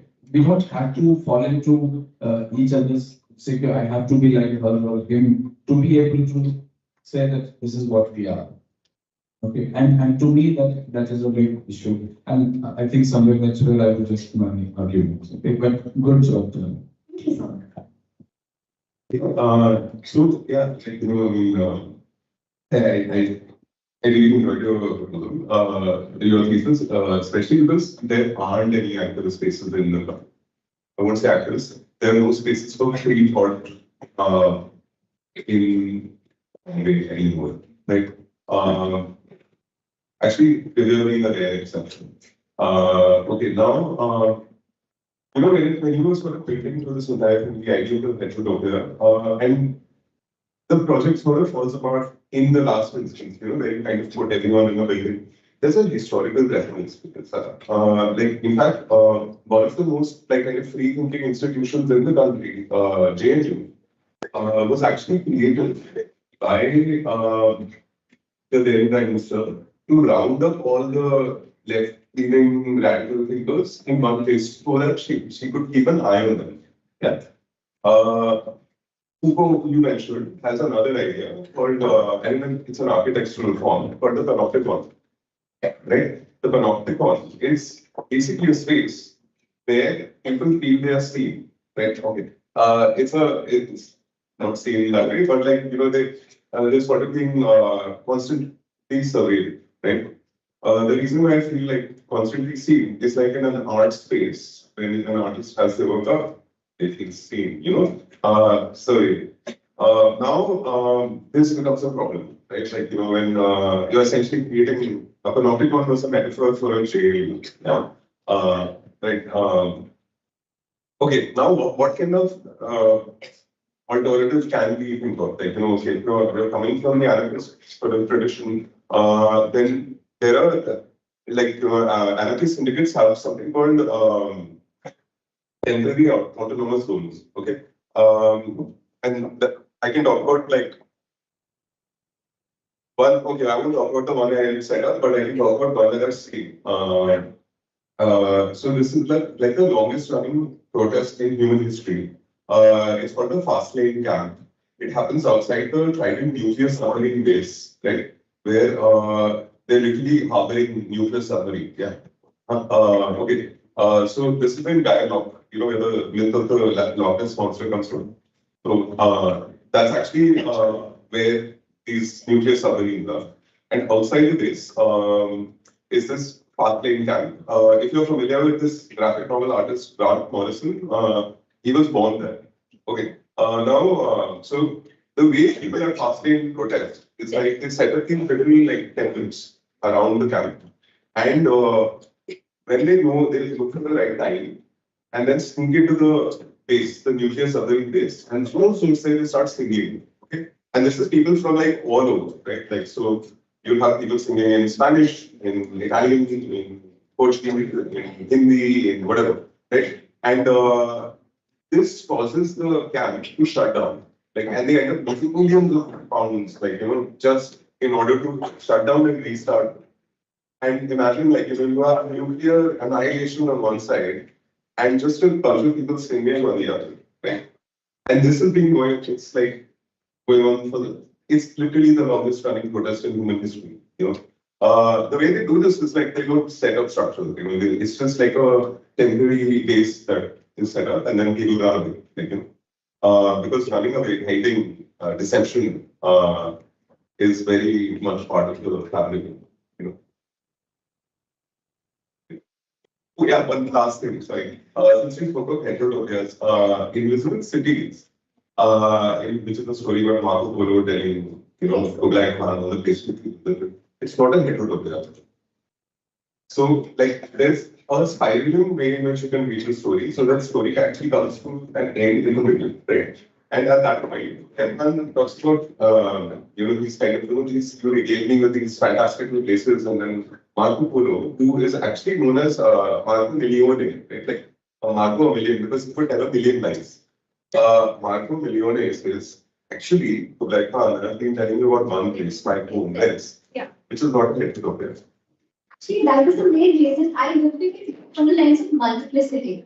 Because we're talking about these cities, which within themselves are so many cities, like supergenetic circles, mirrors, happiness, sadness. But at the end of the story, he says that everything I'm actually looking at. So I interpreted it as not that I'm describing Venice, but I'm looking at everything through the lens of my history with my sort of birthplace of Venice. That's why I actually looked at it in the cities. So I don't know if it would be the right. Sorry, you're like kind of stretching the literary metaphor or whatever, but like when we start imagining places we go to as wanting to be like our homeland, we start imposing that onto a place, and there's a danger in doing that. So a place might have its own stories. This is why the Palan says comes in. Don't say clear for it. I got this time. Thank you very much. So, thanks. I really enjoyed all the comments as well and your presentation. You are talking a lot of forms of counterculture. And I think again going back to the same comment, like the discipline of taking that question forward into your expression. And so counter means there is something which is mainstream or which is something which is hegemonic. And then there is a counter to that.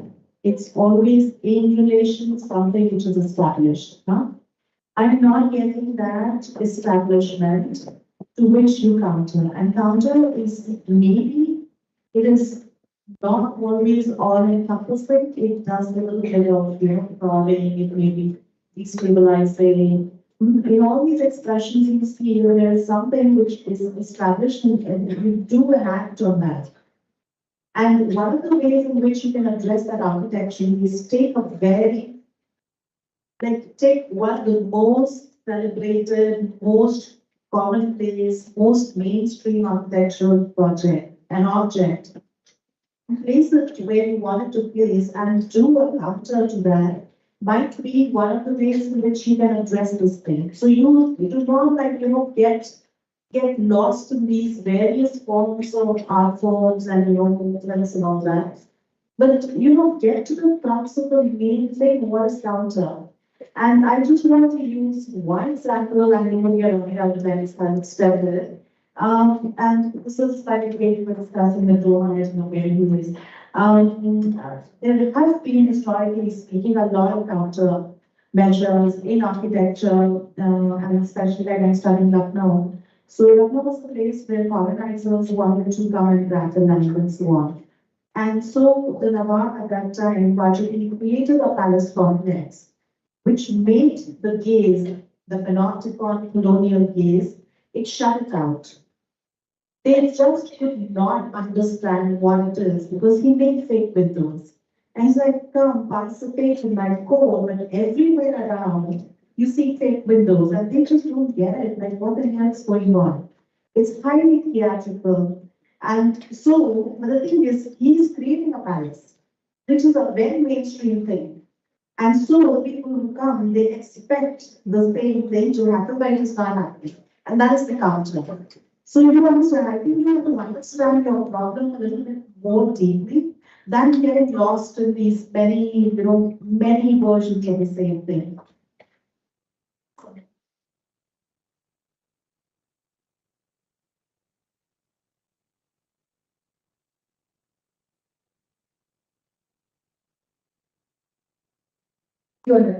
I call upon the next presenter, Ms. Kanchi Gupta.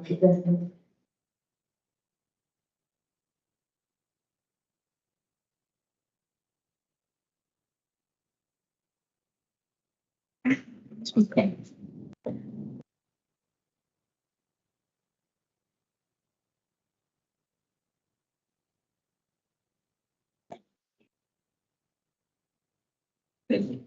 This one.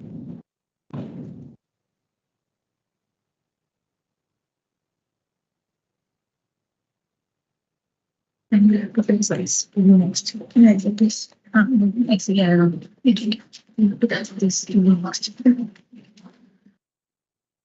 Hi, good afternoon. I'm Kanchi, and my thesis is titled DIY Initiative Designing to Last.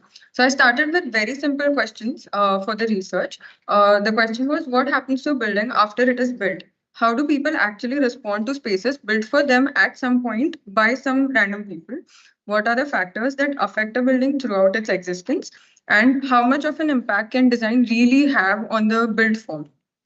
So that kind of led to a lot of secondary research on life cycle,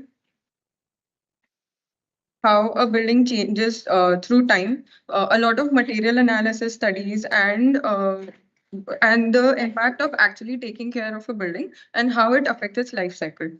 And so, which led to the primary research on long-standing structures of various kinds in the city to understand the different factors that affect the life of a building and the multiple systems that work together to make any place function successfully.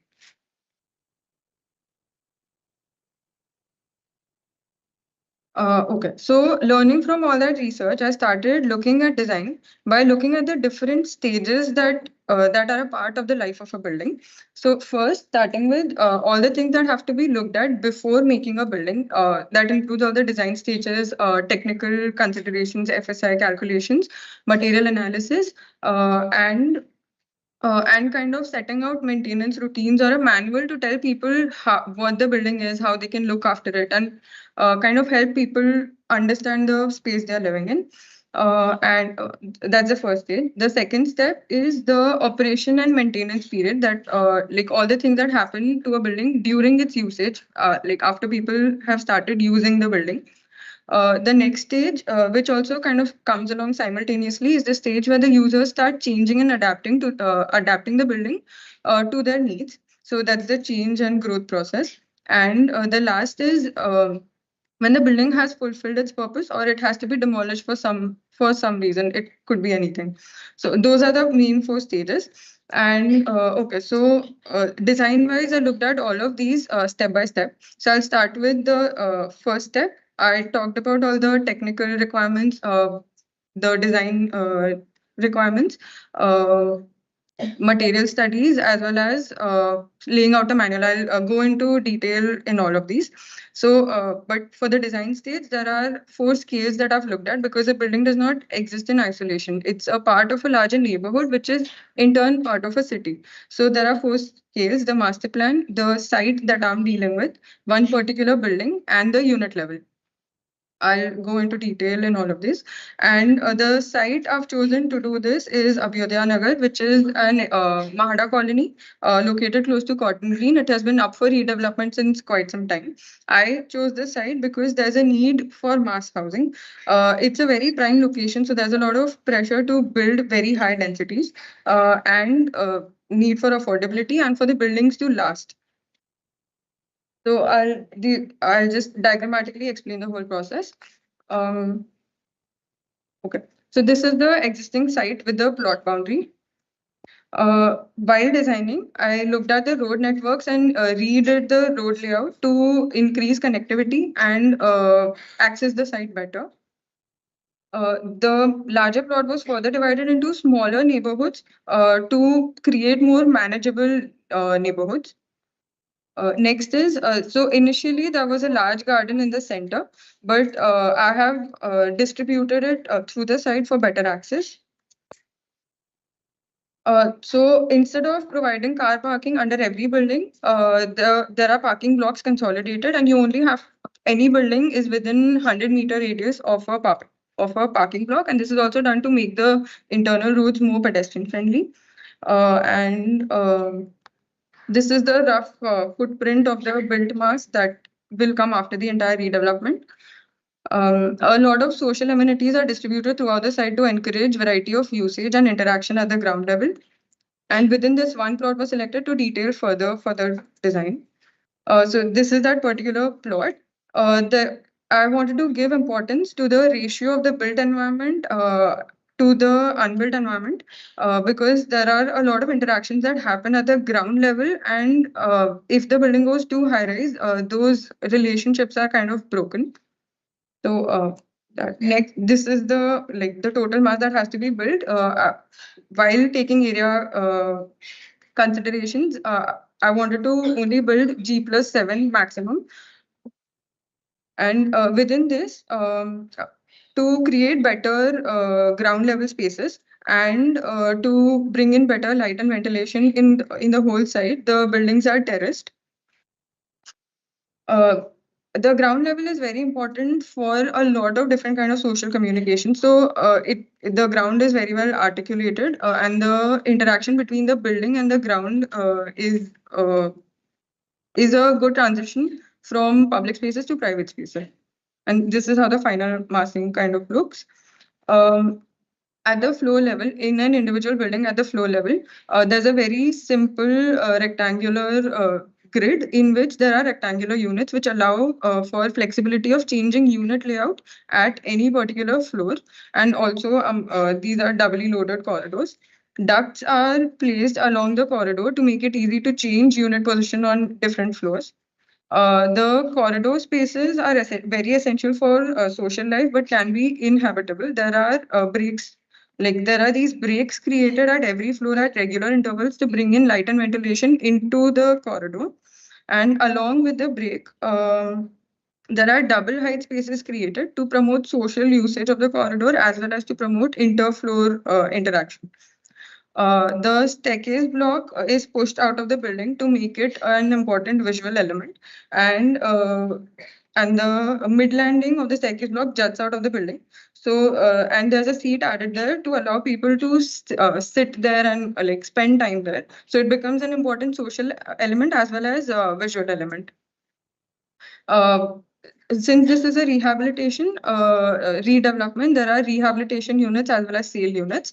I'll not go into these details. So all of these, the strategies that I just talked about are applied to 6 buildings. There are 6 buildings in total.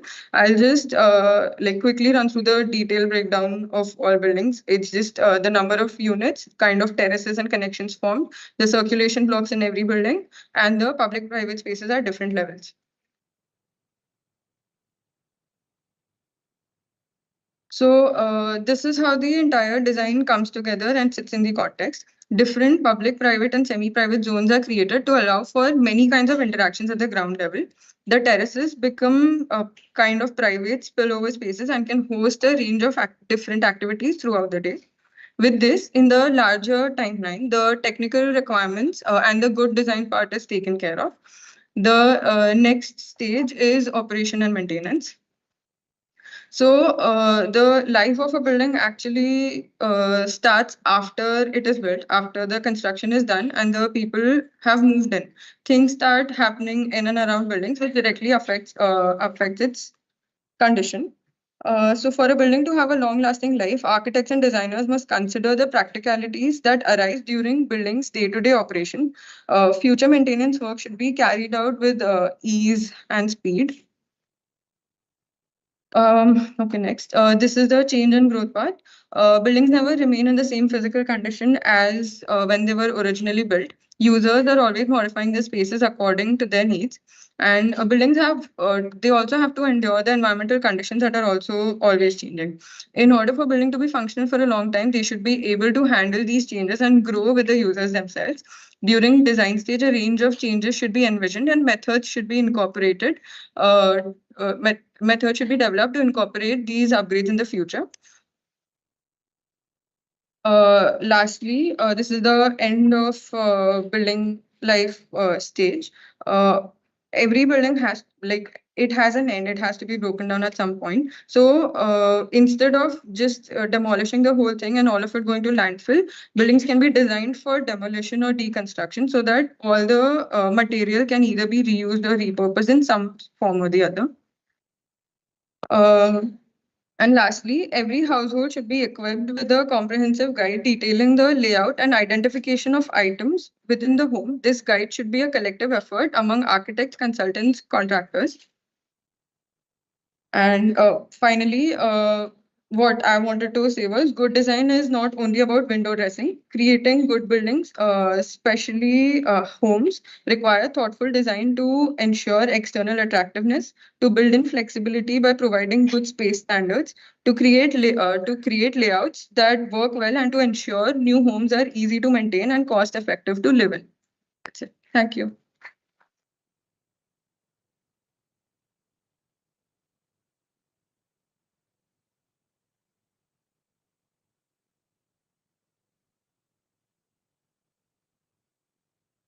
Very good presentation, and I think conceptually speaking, it opens up possibilities for future work. So what you're saying is, you cannot just look at.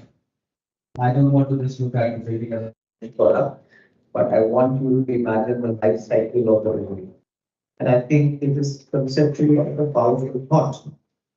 I'm wondering why there were not more cases earlier on this, as to really designing a building as for change, for flexibility of work, earlier times I learned that. I have nothing more to say. I really enjoyed this. It's also very nicely presented, very systematic, very clear in your communication, and also your whole visual board that you have created. So congratulations. I'm just wondering, maybe in future, what other pieces can emerge. If this one word we use as a foundation, you know, a house that can transform my climate, right? A house that can transform every boundary changes and manuals for those. So there's a lot of work that happened in the 60s and 70s on all these things, but to kind of take it as a challenge in mainstream mass housing. You know, private mainstream mass housing is what is really the challenge. So, Totally, I echo Raj's very good job on taking a question and taking it forward to the very end. I see a lot of humility in the project and a groundedness. working with realities. And I think also it's one of the things which a lot of people have started talking about, like every building needs repair all the time. And so it's always already integrated in the way it is envisioned. And you are also like committing, show your commitment to like demonstrate as you move along. So highly appreciable. There is like just moving on, I just wanted to bring to your notice, maybe you are already aware of this project, the Barbican housing. Do you know this? It's in London, it's in the 1960s. Brutalist housing, very beautiful project. It was done by several architects and several conglomerations. But the main building was done by Power Company. What they do, if you go to the website, they have, it's become, it was meant to be a social housing, but now it's become a highly upscale housing because for whatever reasons. But if you go to their website, you will see that it has a very elaborate repair and maintenance manual. To the extent that if you want to repair a crack, what will it entail, where it will form, who are the agencies? If you have to change the plumbing, if you have to incorporate a wash basin, where will you buy it from? And so where you buy it from is not like making it exclusive, but what he's saying about, recycling and things. So recycling also gets formalized with it. So there is a shop, like it's called some recycling shop or something from where you can buy things and put it in the building which requires that thing. So I think the next step in this thing, when you talk to other professionals and want to like institutionalize it, I think that is where the operationalizing of it, how does it happen? You can create a consortium, recycle materials, and so on. It becomes like a larger this thing, but what are you doing on, grounding your project? I echo you said actually it's absolutely fantastic, and the way you follow through the way that it it also allows for this kind of decentrated way of of thinking, of like how does one like it's almost this procedural thing that you can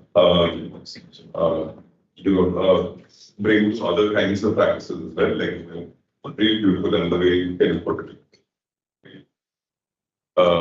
I got to learn well through your presentation. Thank you.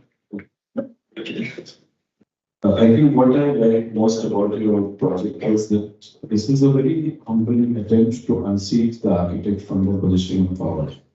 Though you have demonstrated very nicely where, as an architect, you have initiated the process, you have designed it, but then you are also saying that I am now leaving it to people to make it happen. And that's the real architecture for me.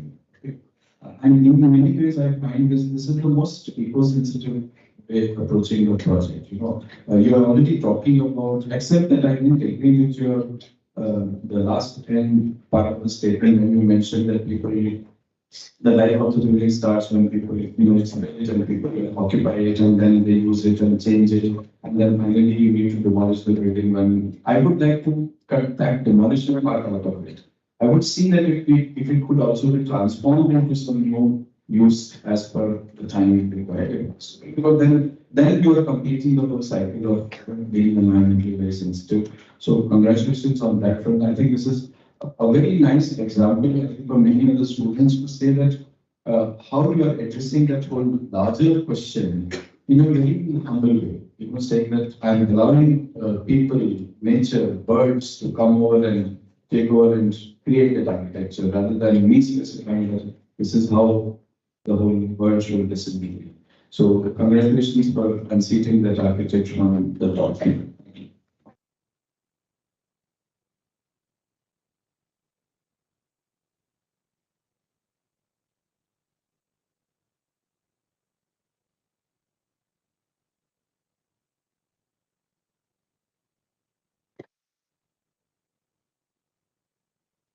Thank you, Panji. I call upon the next presenter, Neil Bond, who will be joining us online.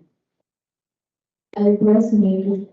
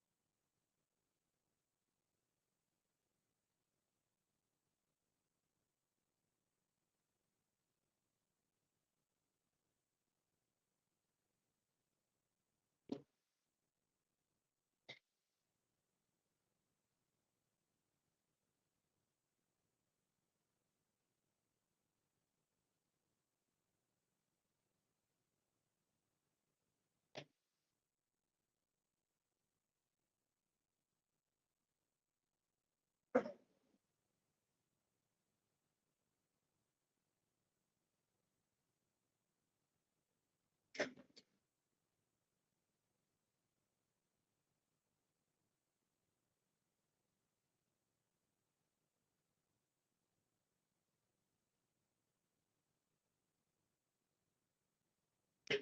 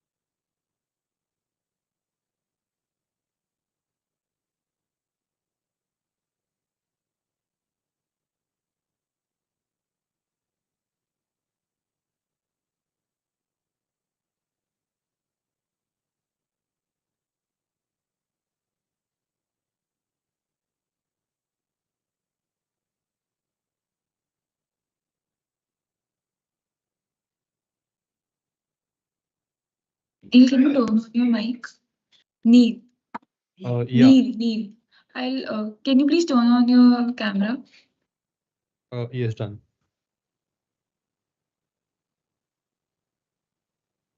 Am I audible?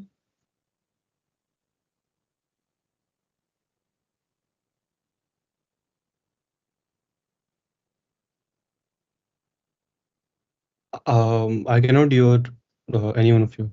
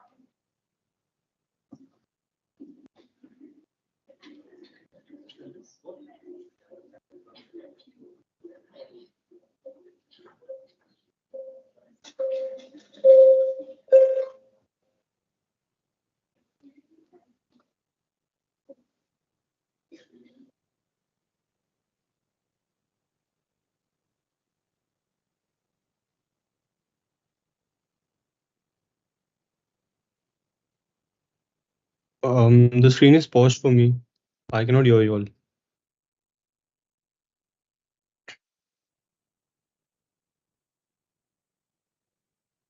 Can you stop presenting from that laptop?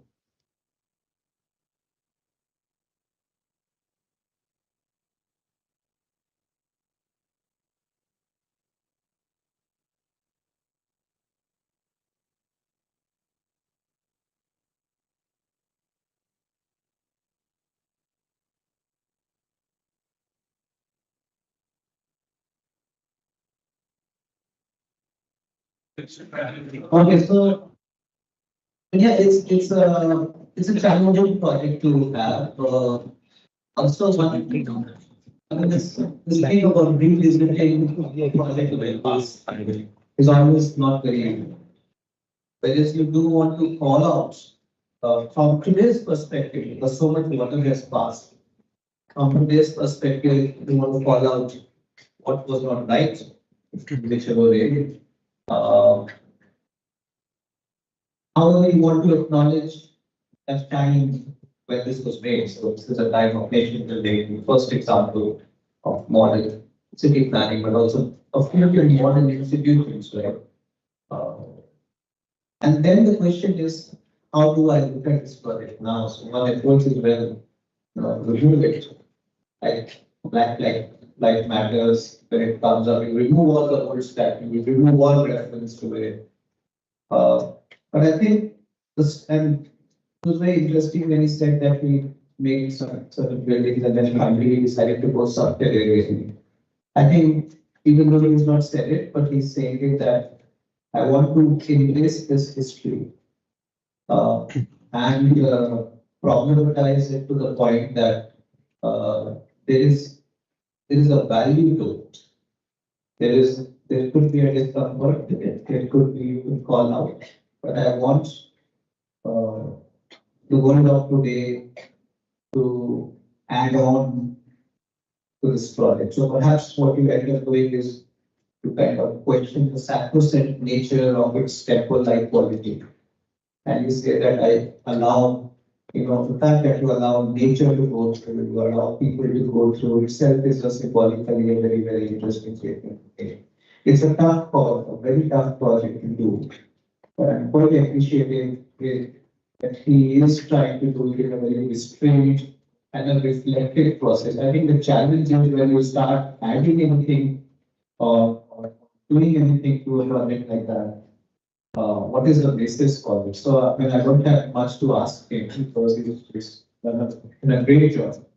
But I think I somehow appreciate the restraint that one is trying. Of course, he's still young in the sense that one can do a lot more, but for his age, really, so maybe another discussion can involve somewhere else as to what have you done with this? So what is my kind of a relationship of the present with the past?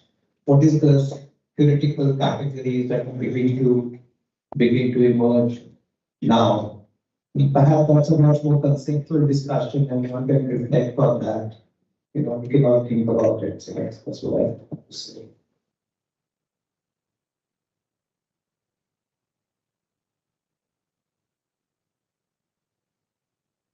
I think I would like to take it forward from where we left the question. I was very intrigued by this in search of identity. I think that's another area which students need to think that when you started presenting that, it's able to hear, but you talked about people want to be there in the center of the whole plaza. How it could become a place where government could talk to people, or people would like to talk to government. And then this question of how is that identity coming in there? What is the identity? Are we talking about identity of architecture, identity of people, or this is the identity of the problem that they feel that there is no communication between the government and the people. So there's this place or the intervention that has been suggested would facilitate that. And that brings back to the question that we've seen that the whole problem that the world can be solved by creating these little architectural spaces. So that's one part which I would like to question that if it is a question of people coming into that place, what about, let's say, designing a marketplace which becomes open to everybody? If it's a question of security, it can be sorted out in a probably different way. Because that's the only problem I foresee. That is the most under-important observation which I have found, this is with my having observed what's happening to thesis all over the country. This is one of the very favorite topic many students from many colleges across the country. You will, every batch has got one Chandigarh capital complex project as thesis, where some kind of introduction is required. Now, that's interesting because I think the question has been raised that do these kind of complexes work in a society like ours? You know, where this is a question which has been interpreted in a different way, even the ICNI and the president's complex and this whole thing. Of course, right now, in my opinion, the daily introduction is very ceremonial and very just superficial in some ways that you have kind of beautifying. But here, the question has been always asked that why is it so far away from people? I mean, though it is right in the heart of the city, but in a real functional sense, it is literally cut off from the people. And you mentioned that people prefer to go to that rock garden. It's not that people like rock garden. Maybe that's one of the reasons. But then also it raises the question that do people really understand what architecture is? Do they really understand and appreciate what Le Corbusier's creation is? Maybe they don't like it, and they don't like it because they don't understand it. So is there a way that we could engage people in architecture? And in that sense, does this place have any? I think I really liked this topic for that sense, because it raises those very critical questions. What is a capital complex? What is the seat of administration? Does it have to be? Why can't it be right in the heart of the city and as accessible? So, like the best example is the way Norman Foster treated the whole Berlin Parliament building, where you could actually walk up to the dome and see what the policymakers are actually doing. And in fact, original proposal was to hear the launch, but since it was creating a lot of noise, so they cut off the noise part. So I'm saying it that way. I think this project has that feeling to raise a lot of these questions, and I think and purely this is also a project where I find that you can express your architectural intent or excellence, saying that this is how it could be solved. And in that sense, I think Neil has been quite successful in the way he programmatically places the buildings, the spaces, volumetrically he decides to go up and down. And so in that sense, very good. But the question still remains that what was that question of identity and how do you think people are really, this is becoming a public place because you have created that space, isolated that space, I would say, where people are allowed, but they are still not interacting with the capital complex.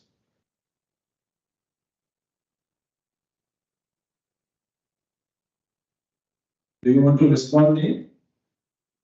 Yeah, so what I felt like doing was, so in my earlier in my process, I was trying to overpower the context, and I was trying to go over the existing structure.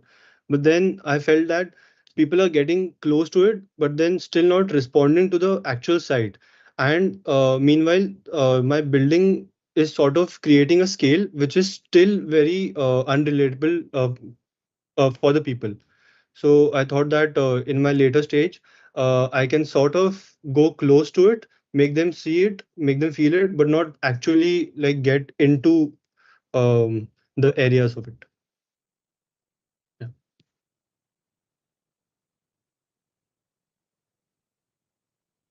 No, actually, I was just wondering if you're familiar with Nature's project. That was the garden. Like I mean, that that's essentially kind of very much in line with what the sort of history that you're trying to take on. The raw garden was built against amnesia, against the amnesia of the state, against Corbusier's amnesia. I mean, of course, it's an art project. It's a conspiracy people can't live over that. But I was wondering, I mean, when you speak about sort of local material, local history, it's like, here you have, on the outskirts of Chandigarh, an actual attempt at, taking on this very history and, I mean, why did you choose to not, I mean, acknowledge it at all in your work?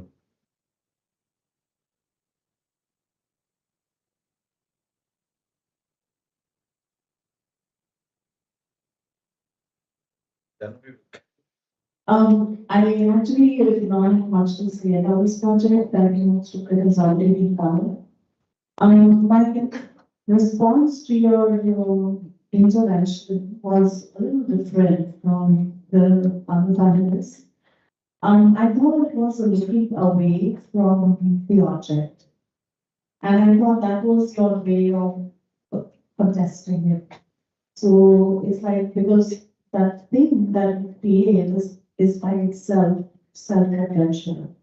It moves around the periphery, but then it creates a space that is inward looking. It looks away from the building. And I thought that was your way of countering. I also thought that your function, one of the things you mentioned was tourism. And tourism, by definition, also invites a gaze, the tourist gaze on the object. And that also topples the center of power. So when, like again in Norman Foster's case, it's the tourist, it becomes people going up, but also the tourists going up, and then watching down, so the gaze is cast. In your case also, you invite people to do tourism on the building, but then you look away also. And I thought that was your way of countering, but that's just the thing. Thanks.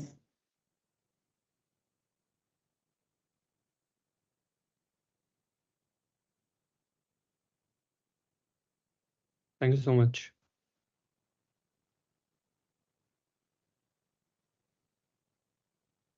Thank you, Lee. We now raise the lunch. Please ask if available. 1:45 for the next session.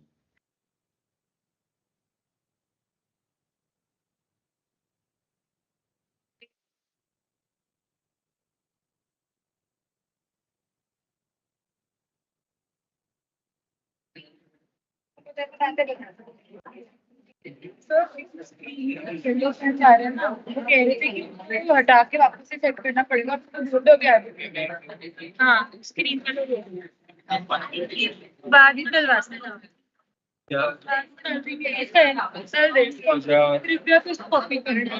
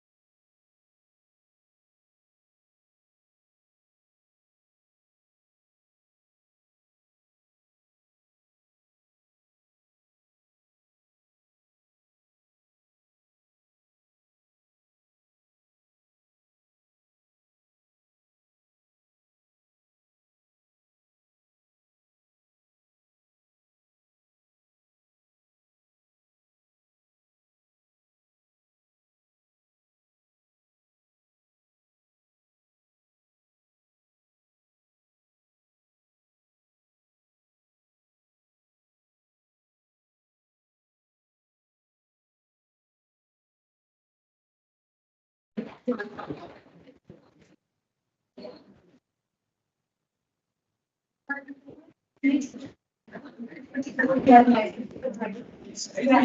कर देना मतलब वो बड़ा हो जाएगा और ना ये भी कर देना स्पॉटलाइट कर देना तो बाकी लोगों को इनका ही स्क्रीन दिखेगा मतलब जो ऑनलाइन है ना उनको स्पॉटलाइट मतलब इनका ही दिखेगा ताकि हाँ आ जाए।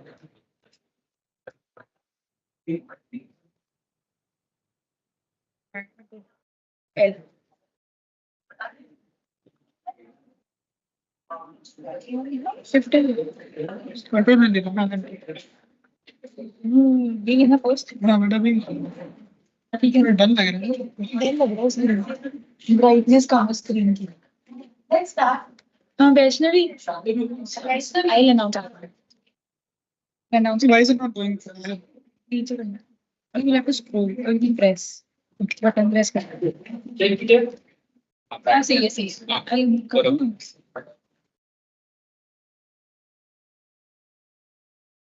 पहले अनाउंस कर ठीक है ना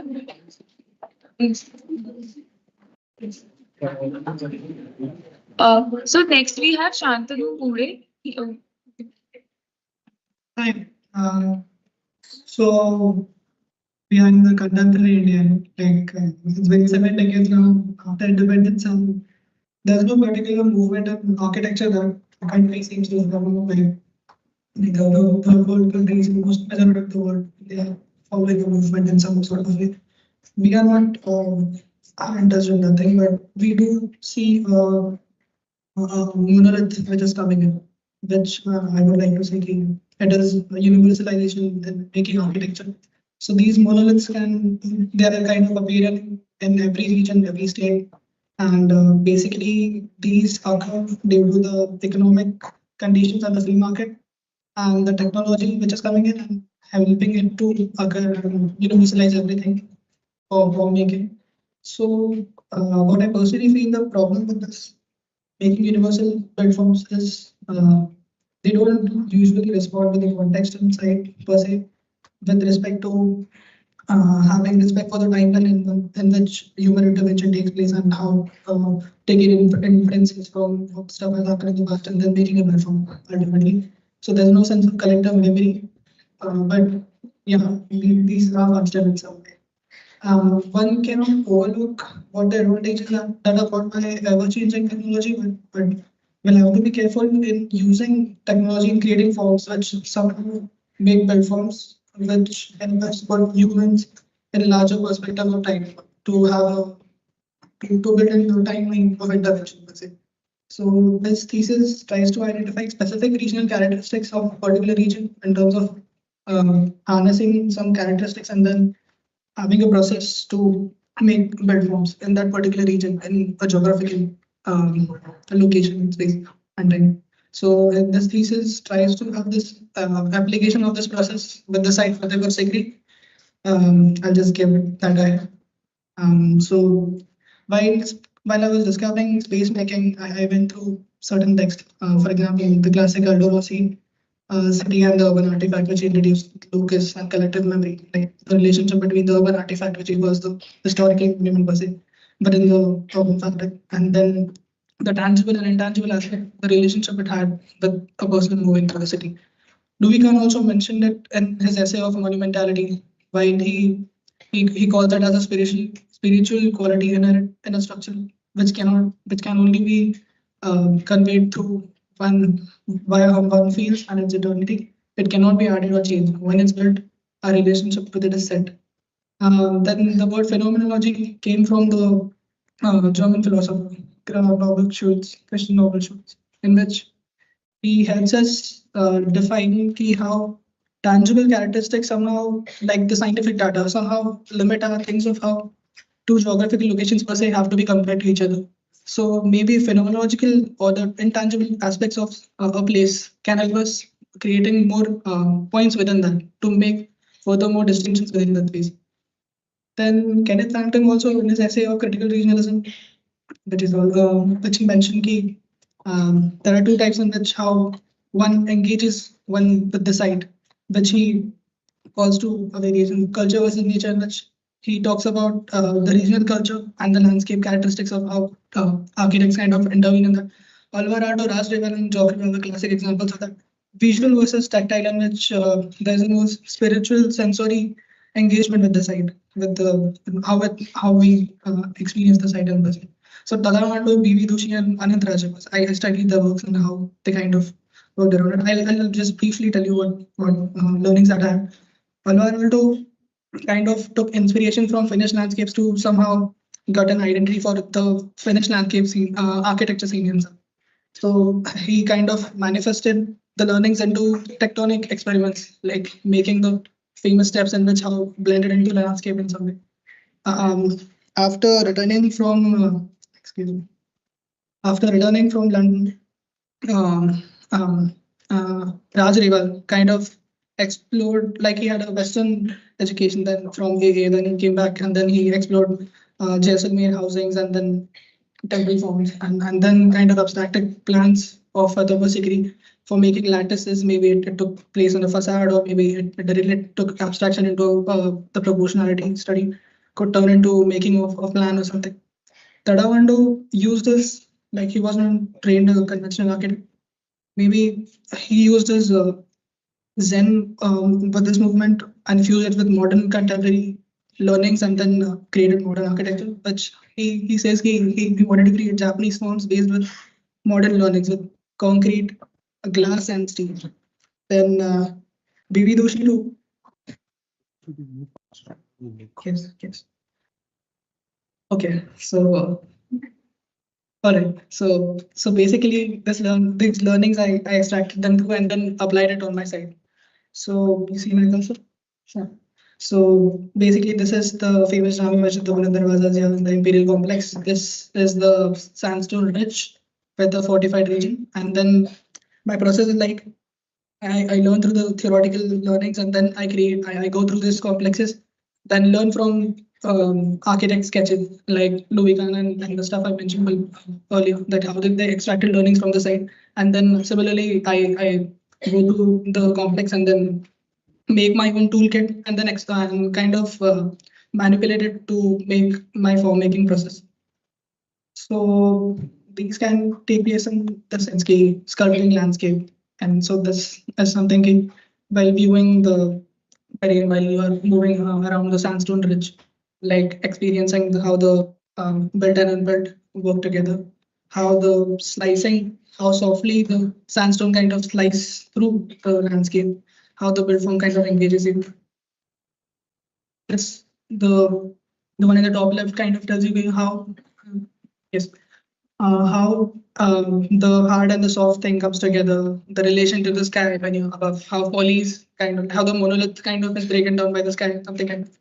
Below, there's a diagram showing how when you're moving through the landscape, there's a intangible and tangible relationship of how a surface kind of encloses you. So I tried to map it around in the drawing that I didn't know will be used to extract something, but I did. So shaping light, how winter and solar lights kind of played into picture, how the blurriness of the winter light made forms appear different when they were in contrast to how summer light played into picture. Like summer light kind of dictated how the space is moving, and it is not how the construction is taking place. Now the light kinds of is dictating how the form is taking shape, and this learnings could be abstracted. Now we experience this not in planes, but how these lines kind of now dictate how what is the movement going to be.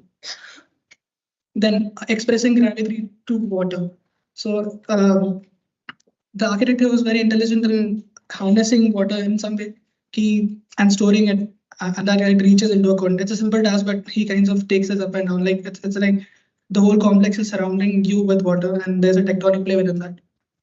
The right diagram shows how these monolith, like primarily the structures are in sandstone block.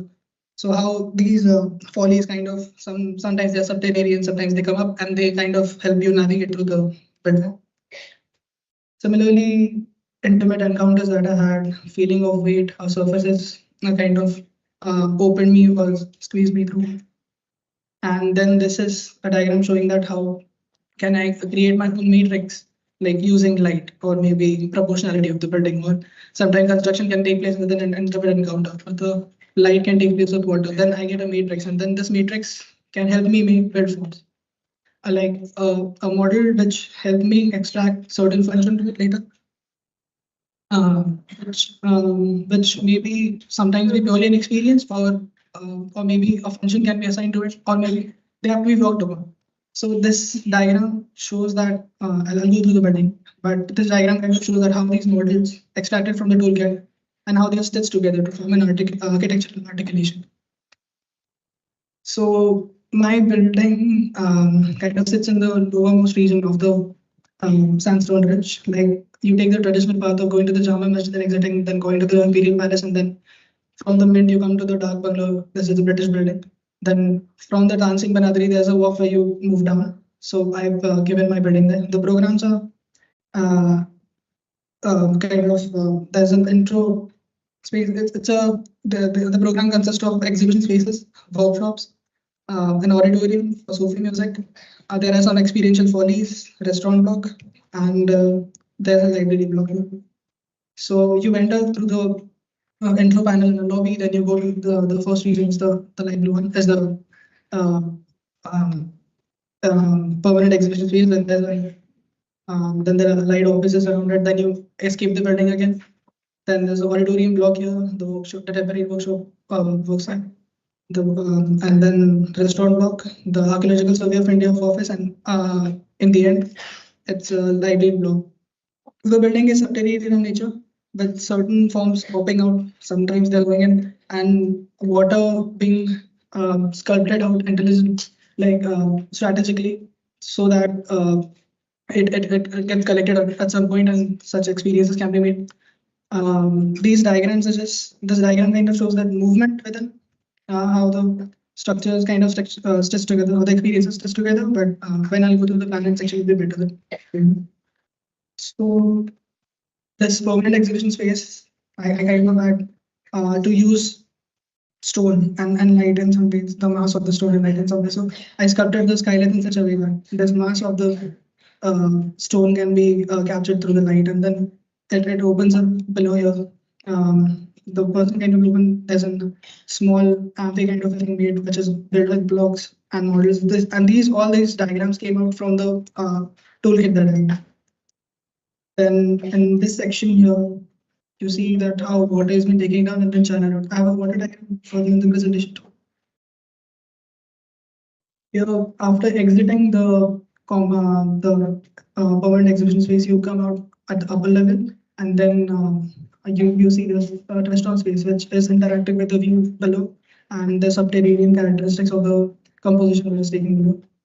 And there's existing ruin, which is I took it from under, like to cover it around and submerge it. And similarly, there is a function space when you exit again the restaurant space. There's a folly which is taking place, which is purely experiential, and yeah, it is somewhat with the store and archaeological survey office. Again, this library block had a direct relation to a model that I've made, which was abstracted into these proportions, which gave rise to a program later called library. Again, this is the water diagram of how it is channeled into a recharge pit or a tank. Like for this region, I've opened it here. For this region, I've opened it here. For this region, it comes in here. For this region here, and for this last part, it comes in here. I have a diagram for showing it. So this tectonic play of water, which further basically also signify, after trying to abstract it all the way, the tectonic play of water and sandstone, dead sandstone. And these are few, like the relation of how intangible is into the tangible element of capturing light, and massing of how concrete, stone and steel is done, like abstracting it into complementary materials. And yeah, how steel kind of inserts into the steel boxes inserted into, like the master planning takes place, but you gotta make sure that each detail also is kind of expressive of how the experience of the building goes about. And yeah, there's a model here showing the subterranean nature of the site, like popping out masses, the watchtower, interacting, like not interacting, it kind of opens up to the gray palace. There's a workshop block, not the workshop, the restaurant block, which has a play of stone, concrete, and steel. And yeah, this is the exhibition space, the library block, and the folly. Yeah, I'm done. Okay.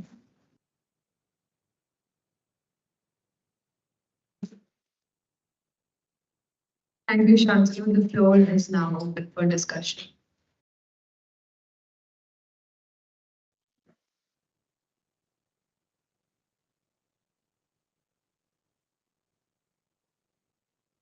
Sure. I'll start with a very short provocation regarding phenomenology that I passed on. You the question.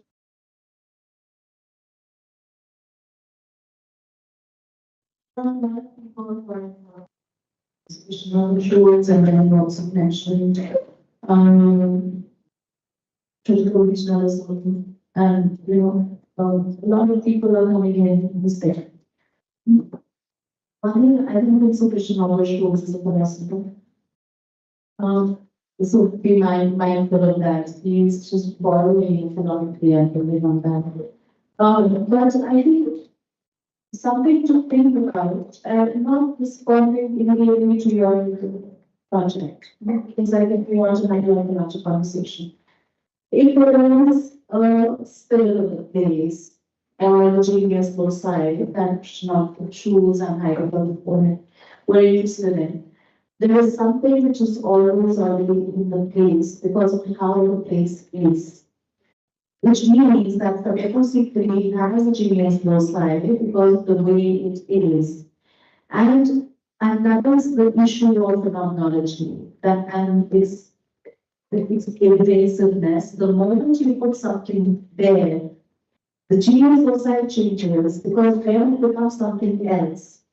So to say, I know you're not using the word genius both side, but you were saying that there is something in the essence of the place that can be abstracted and I can bring it into my design.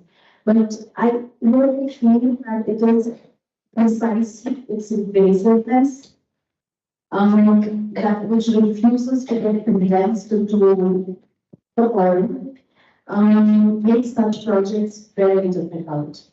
And I like you just to think about what Heidegger was getting at, what also is getting at.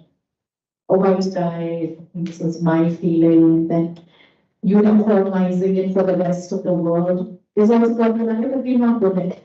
So I think it's the thing which is both objective, to condense it into extremely physical forms, is the challenge that you have taken up on, and I just want to invite you to rethink that, like, as you go forward. It's a good exercise you did, but I think you want to also revisit the evasiveness that it, it is inherently there, phenomenology, if you deal with it, will constantly decode that experience that you want to condense.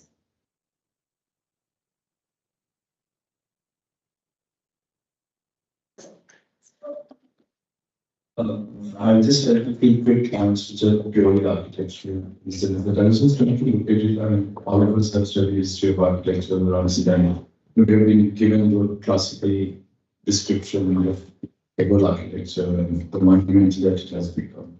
So from a completely morphological perspective, your form appears to be quite different. Okay. So I would like to know your thoughts on how would you think that should we be continuing that language in terms of both physical form, scale, and even pattern, or what does it take to break away from that and do something what you have already done? Do you have any thoughts on that?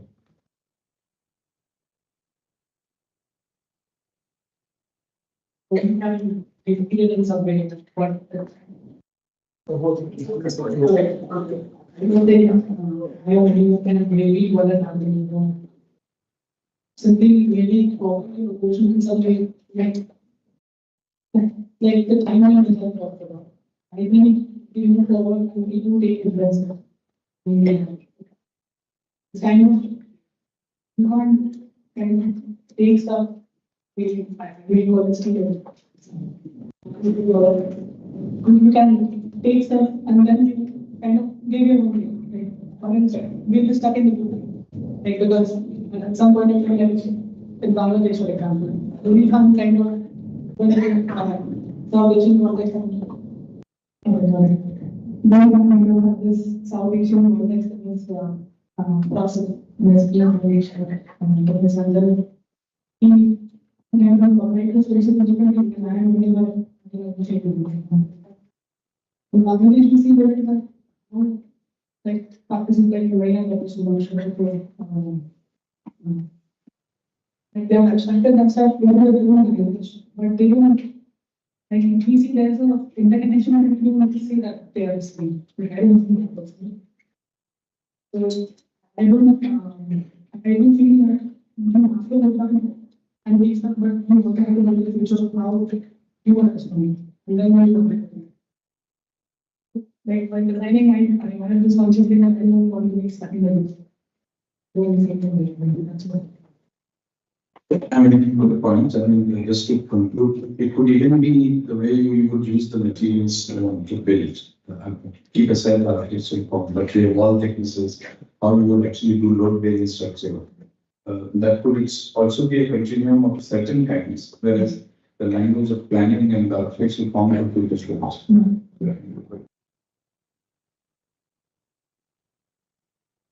Actually, just to kind of extend, Sunil, you brought up a really interesting point. What is on right? The values can't be grasped. Seems like a fundamental problem, like and actually, you articulated it so well.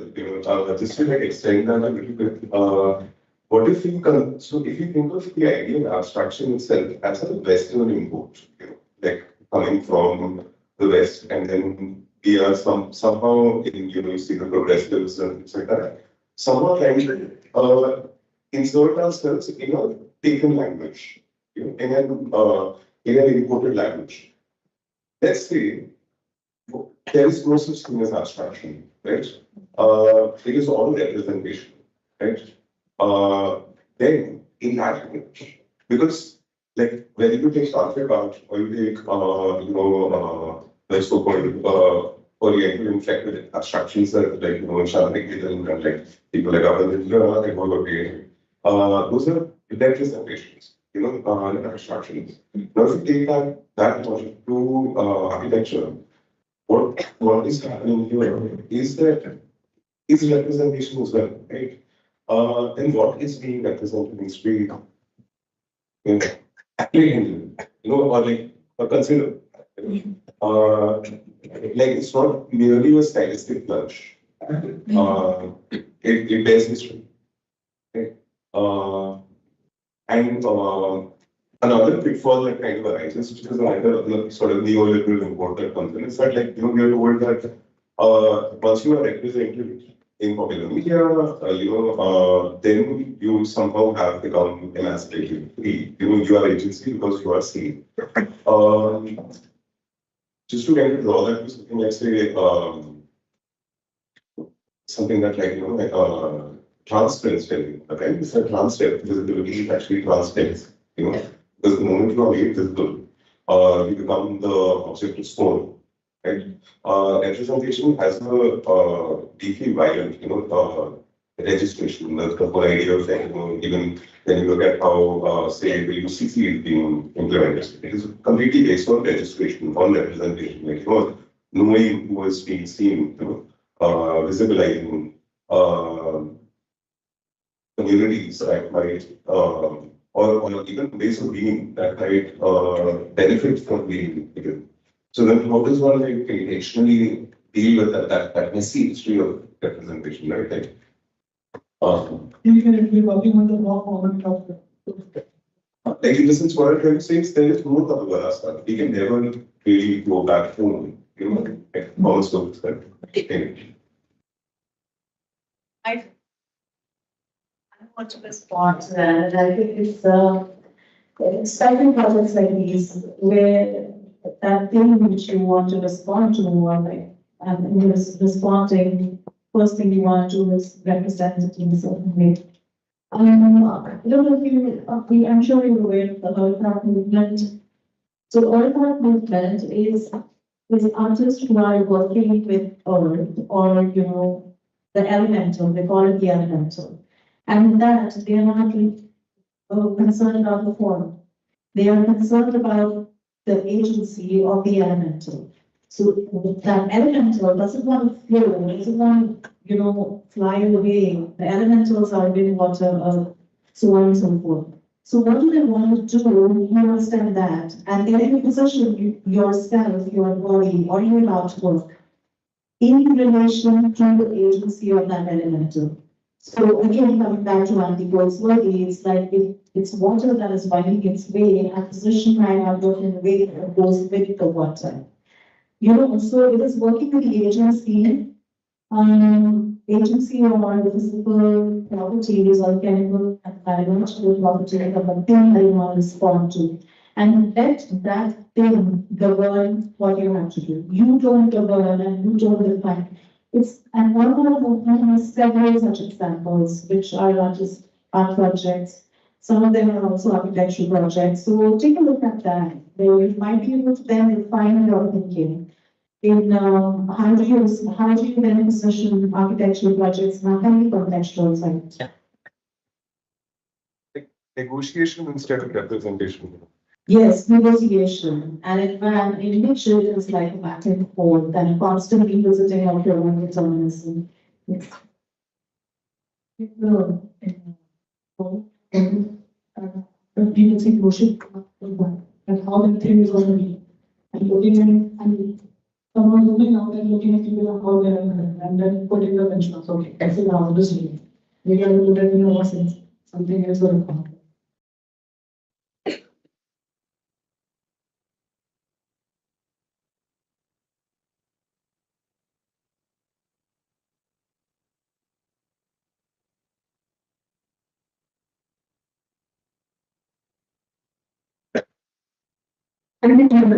I thought of one the next year later, the division value.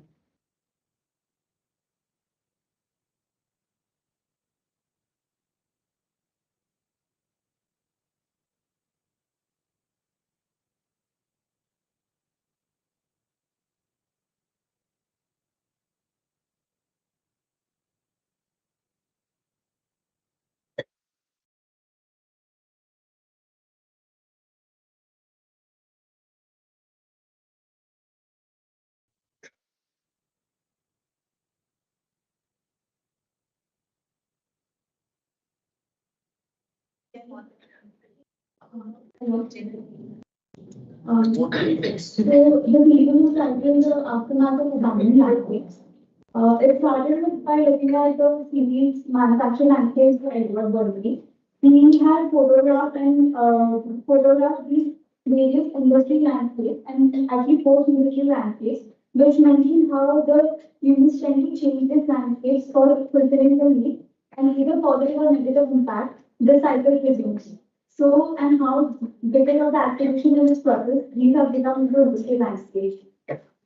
So the research started with looking at the transformation from natural landscape to the industrial landscape, and how from industrial landscapes after the deploy, the abandoned landscapes just become like a hole or an open void in the land morphology. So the research looked into how the land is being such a big resource to the city, how do day plans of this void react towards it. Then moving forward, I started looking at the overall context of Bangalore, where there are large number of granite quarries and which are spread across the urban part of Bangalore and as well as urban part of Bangalore.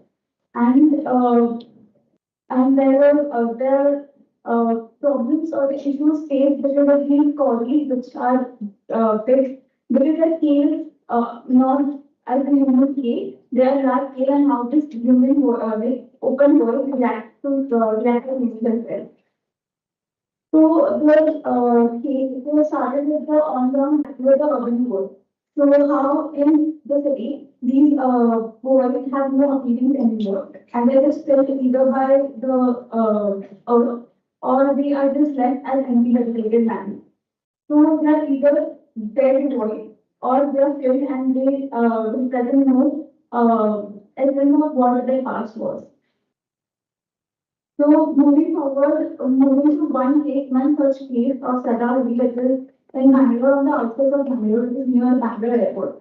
I started mapping out its past through the ellipse, how it was once a outcrop, and because of this, because of the quality of rock, it turned into this feature which has striking elements to it right now. And moreover, this sites being in very urban area was a good opportunity to try how the rehabilitation of the sites can work. So from this, there are certain key points which I could do, like making from an abandoned landscape and a void can this become cultural spaces for the city. Can not developing over the quarry or around it can be developed along with this void, and can this void become an economic growth point towards the community. So, like the location, it is near the airport and around near the airport in this entire area, according to government, is now dedicated for leisure, retail, and entertainment. So, starting with it is past, whatever happened with the site was past. Mapping the present state of it was more important. So, there were quite a lot of topographical features which the site had. There were normal 1 or 2 meter granite outcrop, which led to a temple at the end. And then certain outcrops which were left. Then what were the present day human activities or what were the present day activities? The present day activities were either the water had some fishes for people who could fish, or it was just the temple which became the point of attraction to the site. Then other parts that the body waste which was lying around the entire pit, and as well as the water which was somewhere not drinking nature but somewhere still had the chemical waste in it. So the entire mapping led to a lot of deciding factors during the intervention as well as what kind of program it should be. So starting like going ahead with the master plan, seeing the vastness of the body, I moved to the intervention could happen, it could start happening in one part of the body. So the program interventions were mostly came from the topographical features and the characteristics of the site. These were this huge granite outcrops and tablelands and steep surfaces to the body. So from and being away from the urban city, relaxation or like a hiking trail or more public program made more sense in that area. So there were multiple intersections where the terrain had to be navigated. So how this terrain was navigated was through the build forms and how the unbuilt played an important role in experiencing the body. So like the section 1 and 2, that is a big outcrop, big granite outcrop. So it became like a hiking trail that could puncture small trails that people could experience that outcrop. Whereas this large void in between gave became a nice way of having this experiential ramp where you see the entire world. Again, to detailing out one part of it, the program, the build form entirely came from how the context or how the levels reacted to it. So the form was derived from the site and not the other way around, that the site was punctured with for the forms. So like starting there was an arrival plaza where people could arrive and start getting the sense of this entire vastness. So the build form also becomes the spaces where you travel and navigate through this entire sudden level gaps and move to experiencing a different part of the body. So this arrival plaza where you move from 1 to 2, which is a gallery or tableland. Tableland and how again the body services become the important part. Whereas somewhere the build form becomes the main goal, but somewhere the body or the baseline becomes the main goal. So the human activities and the programs are also shaped in that way. The next part was how I moved forward to this part was navigating the terrain again. So there was a steep slope. So built home made more sense at that point. And then like making programs like galleries and museums and visitor centers where people can have some pause points, experience the vastness, but again the built form encounters make you realize the it keeps you away from the body. But again, somewhere the pause points or the connection with the sky makes you realize the openness and the vastness. So everywhere the entire design of the form was descending this entire level, but as well making the relation with body like immediate connection to the body or an indirect connection to the body. The further was the last endpoint where people could come after the entire trail and could go to a restaurant or a cafe where people could sit and come to an endpoint where people could experience this entire body but at a very different level. And the places somewhere they were shaped in a way where you sit along with the body surface or the body when you carve into and you sit on the body of the rock itself. Again, coming back to a bit of technological part, because this entire terrain was a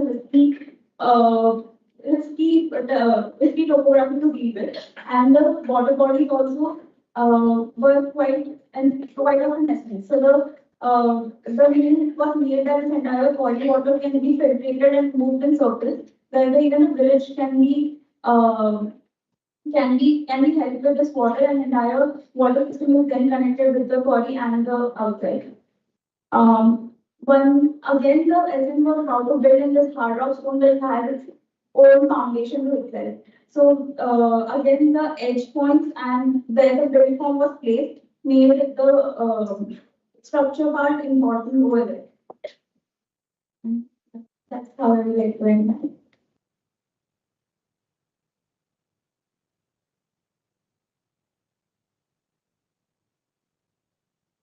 Thank you. I now call the next presenter, Shortlisted.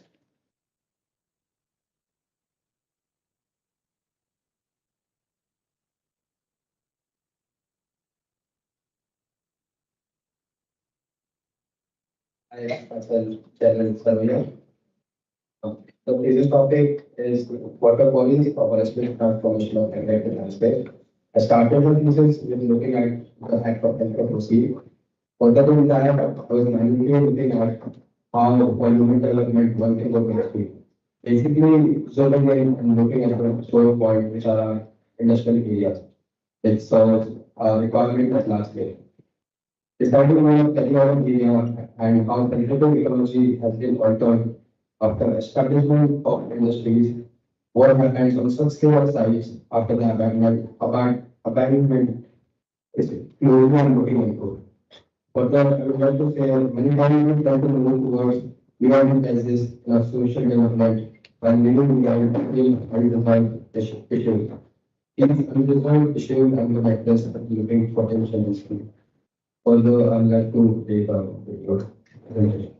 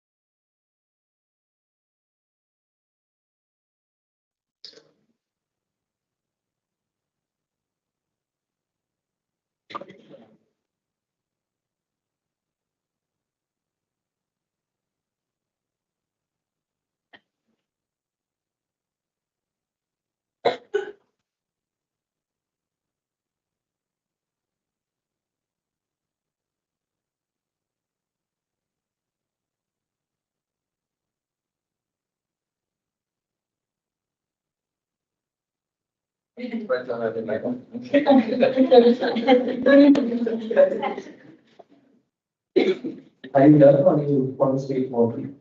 We are really for one time that we do presentation and Just quick slides. Okay, so I think what is very beautiful presentations, focus. Thanks for showing up your work and it also recognition by the way. Query projects are also in vogue, becoming popular. When we were studying, we had this community centers and private research centers that were that season, and we have capital complexes. So and The question to ask, another question not necessarily related to what you have done, would be rather what is the whole thing about an abandoned landscape, right? A distressed landscape, that's a term I'm discussing with so many, a lot of other ways to use. And what can potentially be done with it? You know, that's a large question. I don't think it should become a fetish object. It's very important to understand that where are our values, how are we placing our values when it comes to such landscape. Perhaps some understanding of legality of it, ownership of it is very important because it's a privately owned, government owned. And then I quite appreciate the master plan approach where we try to see something can be used by the community, something for farming, something for this. But also I think we need to, this is a very large scale intervention and it would need an urban understanding or a larger settlement understanding. So a project of this scale would need to be located with larger regional aspects rather than seeing the quality as a site. So I think that is a bit problematic, even though they're very exciting projects, they're very seductive projects. And the second question to ask is, what is really this architecture doing to the project? Right? Do we really need it? Because in some sense, the manner in which the building are being made or the making it also feels as if it is for a particular kind of audience. So is this a kind of a commodification of a distressed landscape, and does it become like a thing to go to? And in some sense also this connects with the community at large. I really appreciate the work you've done. It's not particularly to the moves that you have made. Irrespective of whatever moves you would have made, this is the kind of dilemma. So these are complex. These are the kind of dilemma. I don't have an answer to this one. The only answer I can think of is that this is project where I would need geologists, landscape, architects, horticulturists, and see it from a systems perspective, larger regional system and stuff like that. So I think maybe some focused on framing the problem itself. And I feel you have to, the framing of the problem itself needs a lot of attention. Difficult at undergrad level for sure, but it's a very bold attempt and very nicely put together for sure. That's what I feel. Do either of you want to respond to that? Respond to all of this at the same time. So, presentations again, all over the board, very similar to the presentation spoke. And working with coordinators is very special to me as well. Working with coordinators, and again, following up from where your question from, like you started with that newspaper article saying that the local papers they are dumping here. Now the issue is where is the issue? Because Bellingham gets zoned, and I'm not saying that this is the problem, or are you saying that this is the dumping site, and so this is the reality of the site. So I don't know, like you started almost with something, but then the problem did not get articulated there because what happened was that we created another input. It was not specific from Bellingham, but it was a switch from our mind that all right, we understand space, we understand So I think that problem or identification is right there when we read the site. And just in your place, it's the same thing, and I was just wondering where is the water from? And how do you sustain the water, like that much capacity that you say? How does it retain? Because it's not a given, the water is not coming from within, like, it's not subterranean water that is going to come, or it's not part of the, it's the one heavy areas and heavily urban areas, so on and so forth. So I'm locating the quarry with its problems in the larger ecology will help you frame the problem much more. And just to add to what we do is first to read the landscape in terms of its fragility, because both these sites are very fragile and they are stressed landscapes and so. But within the stress lies something which the site is doing to recuperate itself. And that becomes an opportunity to study or whether it's already recuperating. Because our intervention don't stop that recuperation. So these kind of works, there has been a very strong, attack on its integrity. Those landscapes come back with the mind, and we need to study what they are doing, which before we start putting what we have. So I would broadly restrict myself to the more architectural and very hardcore planning issues in this area. So I look at both the projects as the surgical strikes. That there is a wound that has been surgical in the medical sense of surgery. Okay. There is a wound that has been caused to earth, and now we have to do some treatment to it in terms of the reuse or something else. Right? But what I feel is, and this is again, as it was mentioned by Patrish, that it has also become quite a popular topic by many students across the country to take up sites. But two important things. Before they became what they became, they were natural sites, either hills or mountains or mounds of solid rock which were cut. So it meant that when you are doing your study in a historical sense, there is a controls. There are controls of that particular hill and the surrounding areas, and there has to be some kind of an understanding of the natural drainage process there. The moment you look at query, I look at most of the proposals don't understand that part, that is the water going away from here or is it coming into it, apart from the query part. Okay, so the whole understanding of the edge condition in the form of a natural form, in the form of how that edge is now interacting with the neighbor settlements of the people. Most of the time, these quarries are not even protected. So there are cases where people come and sit in the evening and have drinks, and it's also being used as antisocial for activity. So that to me becomes a challenge, that how are we treating this whole periphery?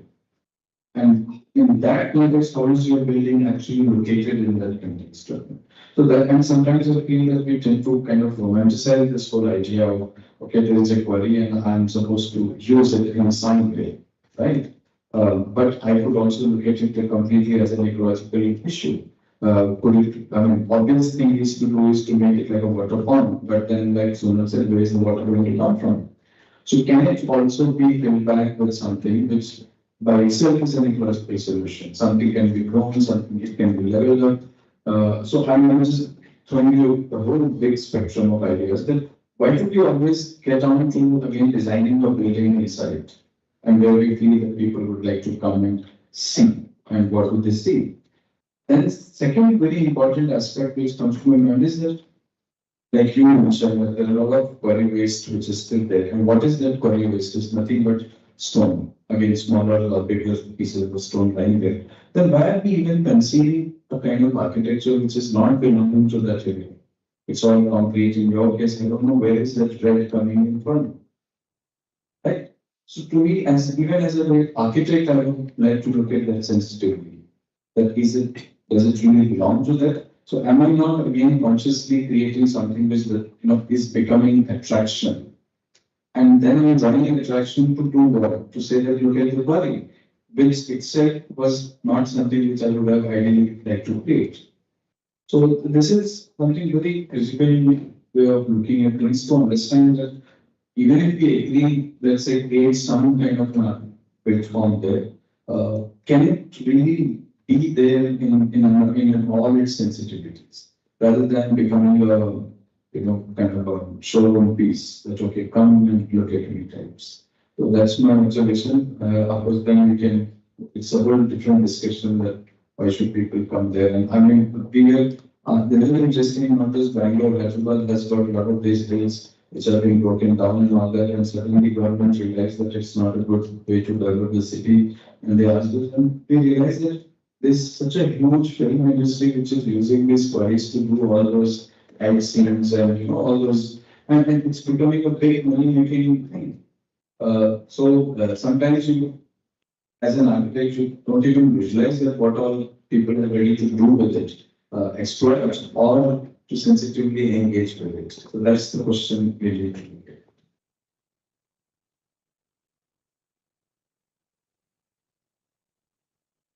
Indian varieties are pretty good.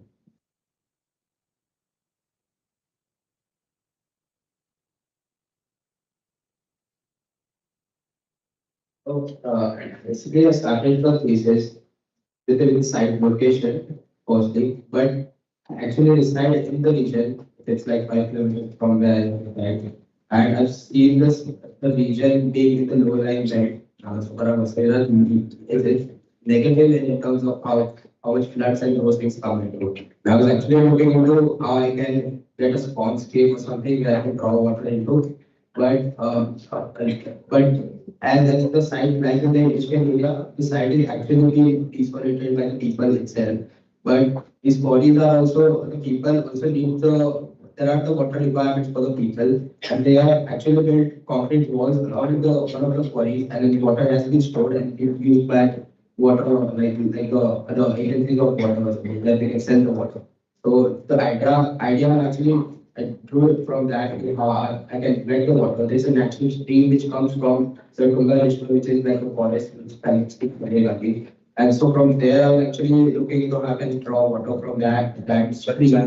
Yeah. And that I was further did the analysis of ridge and valleys also, which you mentioned the natural edges of the quarries. How I've been drawing the water and that I'm not drawing the water in some sense how the slopes are. So I did that analysis as well, where I was trying to get the water from the monsoon, how I can get the water in that sense, and then how I can passively filter the water also with the plants and those things. Landscaping, I did that. So basically, at the research level, I was looking how I can introduce smallscapes, but and then at the zoom level, I was looking into how I can from the region valley I can get the water inside these bodies as well.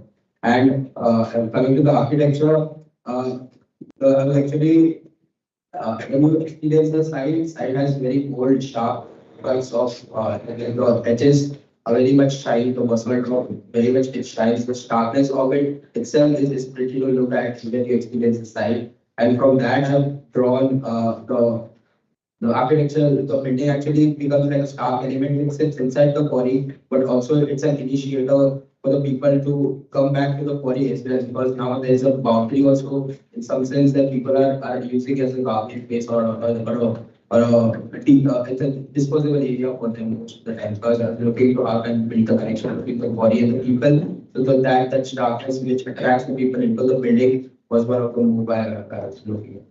Yeah. So I agree with some of the pointers which you all mentioned. Starting with sir, when you mentioned that it is like becoming a commodification and quarries are becoming like a commodification, and why don't we look at it as a regional issue? So I did start with mapping out quarries around Bangalore, but in that mapping it is such a big number that if we start mapping out the percentage of the existing quarries which are now filled, which you mentioned that they are filling the middle there. So it's a very large number to reach. And so the thinking was when it attempt if we choose one site, what kind of rehabilitation can be done? And I think it was this particular site because it had a lot of striking elements. Because of its nature and the rock, the way it was cut. I feel that the framing of the problem, which even Sam mentioned, that yeah, there are multiple ways to go around it. So maybe there can be multiple entry points to how you rehabilitate this site. Maybe as a result of the development, but maybe somewhere the striking elements made the decision where architecture intervention of keeping the site as it is was I felt that it was more important of keeping the site as it is and not developing. And again, even I think like where you mentioned that it's a very collaborative project where you need geologists and you need practical understanding of the site. Not the entire data is not available, and I think when we do such projects, maybe in real life, it's a whole type of technological data which needs to go first, and then the architecture intervention. I think there's nothing wrong with what you have done. Yeah. I think don't take it with respect to what you've done. We're just trying to see, we're just trying to broaden the discussion as to how can we look at this project. So for us, the theses are just start points of the conversation. So what you've done is all good. Don't worry. We're not doing the theory again. That's not the idea. That has been done and dusted now. Yes, yes. Last two. Yeah. She's presenting online. Raj, can you share your screen? Yeah, I'll just share my screen.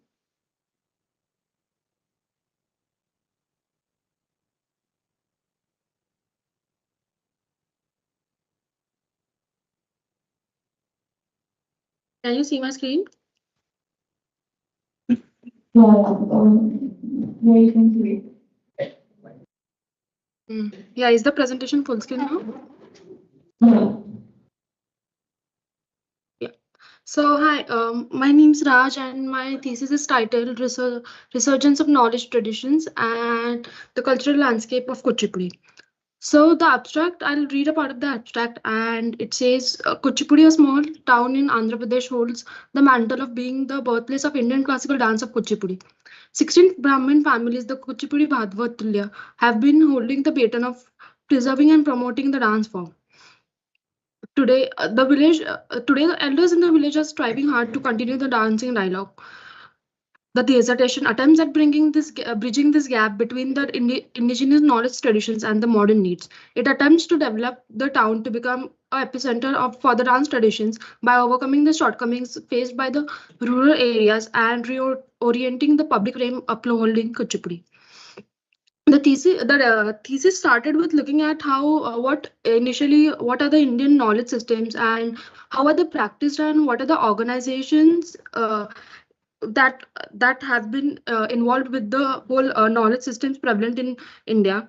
And among this, one of them is comes from the village of Kuchipudi, known as the Kuchipudi Brahman Melam. So it is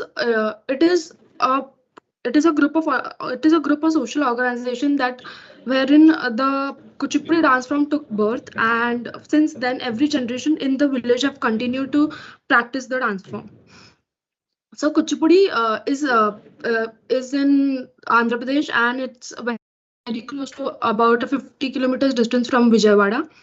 And the thesis basically looks at how at understanding the social practices in the village and how such traditions take spatial manifestation in such a place. So it's basically understanding how dance, people, and place all form an integrated circuit so that the dancing traditions continue in the village. And yeah, so this is basically how the village is, and I'll jump on to understanding how I went about understanding the whole village. So in Kuchipudi, majority of the population are dancers, and they live around the Agraharam of the village. And other than that, since the profession does not yield much to them, they are also agricultural farmers, and the village has some other occupations in itself, like poultry farming, and basket making is another handicraft that's majorly practiced in the village itself. So talking about the dance circuit within the village, so it's basically within the Agraharam where the Gurukul traditions were initially practiced, but with transition from Gurukul to formal institution, the government set up Kuchipudi Kalakshetram, which is a formal institute for the dance form, and which introduced many formal courses, a diploma course and a degree, so that in an attempt to invite students from all over the India to come and learn from the gurus in the village. And apart from the dances itself, the dancing circuit is also a very important part of the other village community, which is the weavers, the handicraft artists, the jewelers, and all of which were dependent on the dance form to flourish for their income. So when the dancing circuit falls short of, all of them faced an economic backwardness or economic loss because of the whole situation. So if you see the agraharam, so agraharam is basically where the gurus live, as well as where they take classes, where the students come and live with their gurus, and it becomes the main place where all the learning activities happen. The Kalakshetram, it was proposed to be a Gurukul, but it ended up being just a residential school wherein students can come and stay, but it falls short at the hands of just being imagined as a formal institute and not catering to what actually a Gurukul system needs or what a Gurukul system is. And the Kalakshetram itself is now a very important organization that manages the events, that manages all the festivals happening in the village, but the learning circuit itself in the Kalakshetram is not that active. And the other study involved looking at various elements from the village and what are the village identities itself, because it's very important to get what the architectural character of the place is as well, because all the dancing activities happen around the architecture. And so summarizing the whole situation as of now, so there are gurus in the village, and people, and as well as the students, they go to the village for short-term courses or for some events and festivals, but they end up going back to the city of Vijayawada for their stay or Machilipatnam, and they don't have the infrastructure to stay within the village, which is why the circuit hasn't been that active. So the thesis attempts at using architecture as the catalyst to promote all the activities and to bring back the dancing community within the village itself. And the government has been constantly making some attempts to do this. They also proposed a Natyagram, but the Natyagram was not accepted by the villagers itself, because the Natyagram did not look at what the Kuchipudi dance or what the Kuchipudi community itself is. It proposed very modern proposals such as auditoriums in the village, but they could not understand the simple issue of the dance form being an outdoor dance form, and it's neither learned or practiced or performed in the indoors. But the Natyagram proposed an auditorium so that people can enjoy the dance form, and it straight away was rejected by the whole community, village community. So there has been a back and forth within the government and the village community regarding this. So I started understanding the whole case with understanding how what the dancing circuit is. So one is the learning circuit and the other is the performing circuit, and among which I'm looking at the user groups. I've identified the user groups such as the disciples who are coming from outside the village, who don't have any infrastructure within the village to suffice their stay there, and as well as the audiences, and as well as in general celebrating the culture and the heritage of a place that has been the origin of such a dance form, which has spread all over the India but has lost its roots within the birthplace itself. So basically looking at expansion of the Gurukula traditions and bringing back a business market for all the allied professions. And so I identified different programs such as what the cultural infrastructure should be, or what are the needs of the disciples, such as accommodation, the food, and the leisure activities. So basically summarizing that and looking at how even the architectural character of such a place is, because it's in a very tropical climate with high temperatures, and understanding how the village itself is built around, and how those elements can be taken it forward, and how that can be converted into a new ecosystem. So the master plan proposes a number of proposals, of which 3 have been detailed out. Site A being the Kala Kendra in the culturally active zone of the village. B being the Chhatralaya, which caters to the students coming to the village and acts as the main main point for the learning circuit within the village, and the community katta for all the background activities that make both of these activities possible in the village itself. Then looking at the first proposal, the Kala Kendra. It basically looks at how the art and yeah. Sorry, but your time is up, so if you can quickly go through it. Yeah. So it basically looks at the arts and craft of the places, as well as acts as a museum and monument for the whole village. It's developed around the idea of being a public space wherein events as well as the arts and crafts have a place to get a market, and so that the local businesses could flourish. The build form basically looks at a huge public scape and how different activities within the dance form as well as arts and crafts, the karkhanas, are functional, and how all of them become an exhibit in themselves for the audiences coming from all over the India. And the next one is the Chhatralaya, which is a residential unit, but it's not essentially a residential unit in itself. It's more of a unit wherein the Gurukula traditions would be happening. So it's looking at the public scape at common areas, and how the unit itself would provide students with opportunities to learn and grow and practice for long, because it's an art form that's going to be practiced for a long number of years. So it also looks at how it's because it's based in Agraharam. It looks at how the project itself itself caters to the community of the place, how the public edge responses with the activities that are happened in the streets, and how the students themselves would engage with each other within the housing unit. And for the climate, because it's based in a high tropical area, it takes Raj, can you just go through the slides quickly? Yeah, and the last one was the communicator katta, and that will be all. Thank you, Raj. Now I would like to invite Povil for the presentation, and then we'll have a common discussion.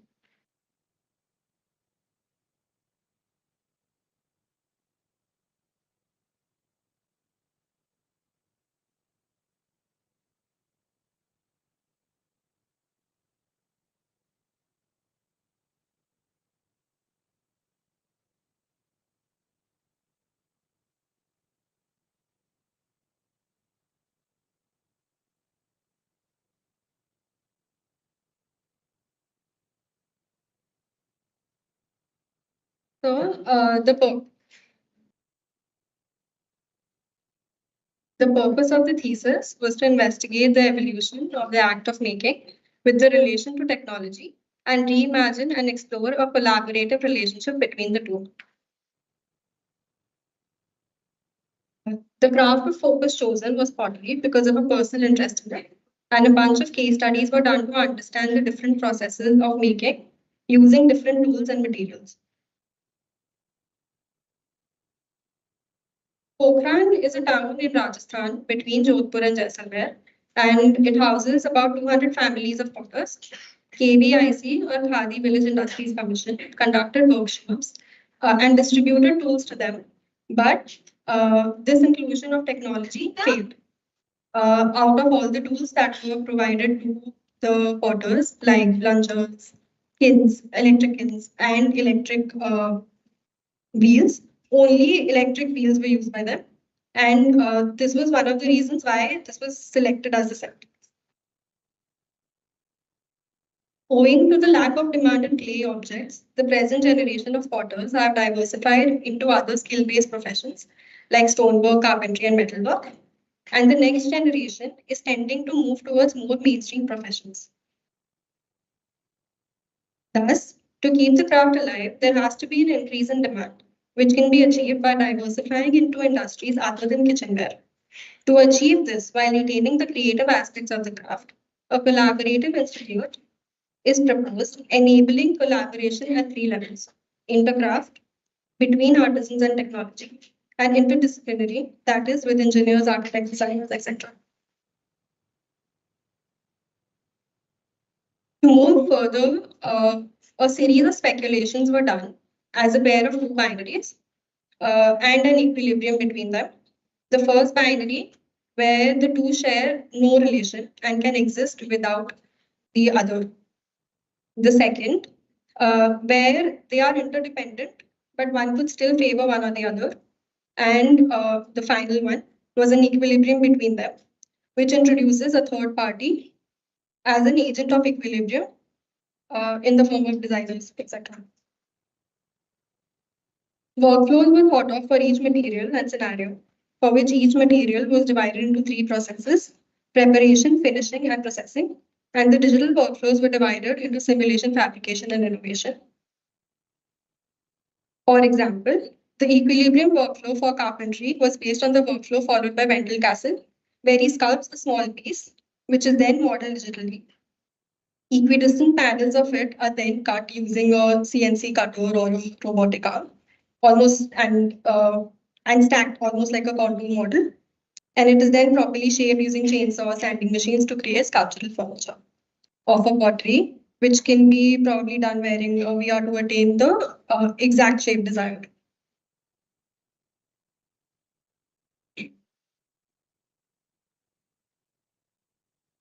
This exercise of speculating the workflows leads to drawing links between the two workflows in a way such that manual processing is linked to fabrication and simulation, and innovation adds to all the 3 sub-processes in the manual workflow. This trapezoidal unit is the site, and it is owned by KVIC.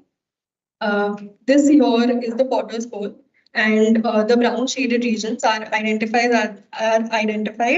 as the potter's home workshops.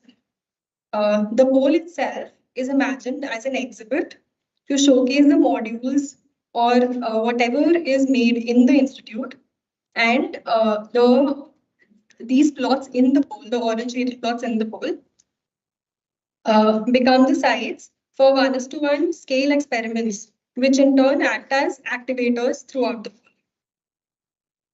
Tomorrow is good. The design considerations for the institute were twofold. One, exploring collaboration through force fits and chance encounters, and of course, thermal comfort because of the extreme climatic conditions of Rajasthan. The organization of the building is such that the functions are arranged around interconnected internal courtyards, and there are multiple ways of reaching all areas. The circulation is also designed in a way where you move downwards, increasing the field of vision, and even if you are directed upwards, you move up only by half a level. Angles are created in between functions, allowing views of different processes on both sides. Moreover, certain force fits are explored, as instead of dividing the rooms as per the materials, they are segregated as per the different sub-processes having different materials together. The innovation block here is placed right at the central corridor and is present at multiple levels. These are the upper floor plans showing the various terraces. And as I was saying, the circulation is designed downward. The exhibition area is also accessed via a bridge through the terrace of the lobby, moving downwards inside, while also having views to the rest of the areas by way of jalis, corner windows, etc. The section shows how cutouts and courtyards form a staggered section and provides visual access. The structure is partially sunken, which also provides thermal comfort apart from visual access. As the entire structure is designed keeping in mind what one views at each point, it has resulted in different types of spaces throughout the structure. Hence, a secondary roof was thought of as a unifying entity binding the structure together. This is a section through the central courtyard showing the ramp in the KVIC offices. This is another section showing the staircase, which winds around itself, having access at each half level. The building itself also becomes a showcase for their craft in the form of screen, jalis, etc. The tectonic of the building is designed to evoke a sense of nostalgia while also looking forward to the future. Hence, the building is imagined to have a sandstone RCC composite column grid, along with steel beams to be the spanning members, having a stone infill with stone or wooden jalis and a terracotta screen. The terracotta screen is imagined to carry water, providing cooling, and has a combination of handmade cups and 3D printed caps between them. The almost cyborgish roof is designed as a steel truss with terracotta cup and tile infills. The roof provides different experiences as well, with varying light qualities depending on the die or the depth. And that's some views. And I'm done. Thank you.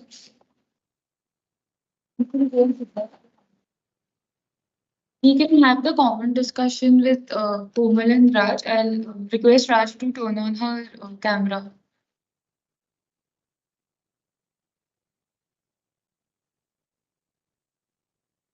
Okay, thank you, Raj, I think it's good that both the projects came together and there is and both of you were asking the question about traditional learning systems and have a very different take. I think especially with your case, the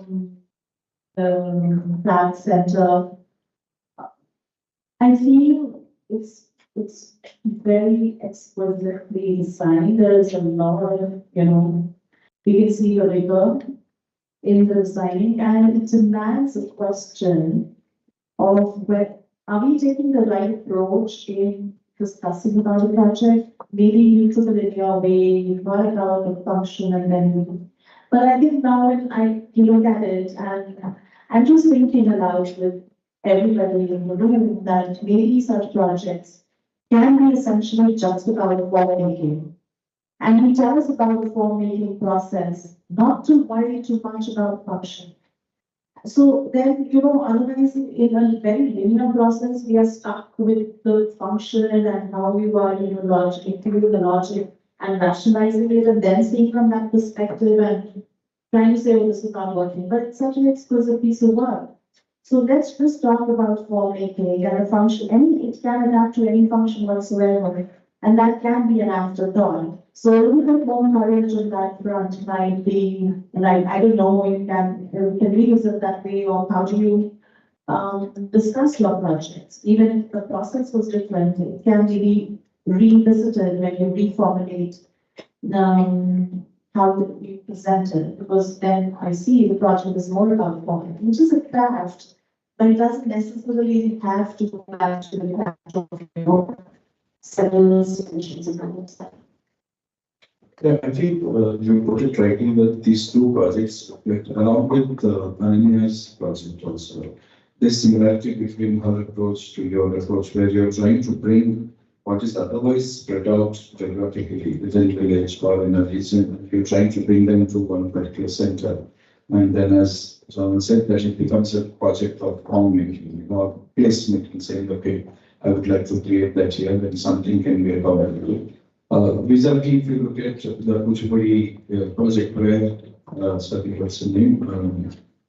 Raj trying to place these various activities in various parts of the village. Okay. And in that sense, that's another kind of an integration where you are allowing the whole physical settlement to be part of the overall development. And it has been seen that when you develop certain smaller centers around, things get developed around that area also. And in that sense, the whole village or town gets and in another approach could be that you bring all the resources collectively to one place and then try and say that, okay, this is the center of understood. But importantly, the question is also to ask whether we agree with either of the theories of, to decentralize or to centralize, but also the kind of architecture we would like to create. Whereas I find that part is something which I would like to question now. Because in one case in Kuchipudi, I could see that certain kind of, I would say, going with what's around versus trying to create an icon which has its own purpose, it has its own attraction power, which could or may not serve the purpose. But so that's another big question which comes up, that, as architects, what do we say about the architecture that we're creating? So that's my view on this one, both of us.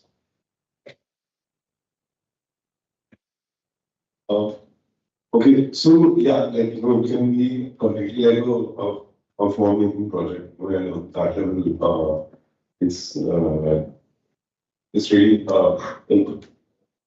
it's really strong in that sense. But then there's certain like fundamental kind of questions that the students like, especially like an art space like this, where it's centralized.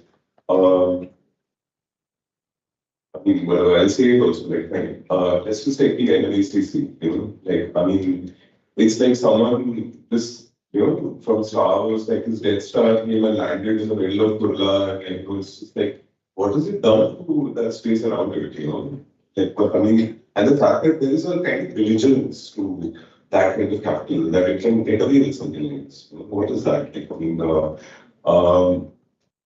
there's something deeply problematic with it. All the fact that like the only contemporary art museum in the country, you can find a mall, like which has like, you can't decide what its name is. That one is called Select City Walk. What does that mean? What are those words put together? I mean, deeply meaningless, like, and the fact that like, this is what we have for contemporary art is, or like cultural art, like, I mean, and the fact that like, by virtue of whoever that wealth was accumulated, these individuals get to decide what culture and art is for all of us is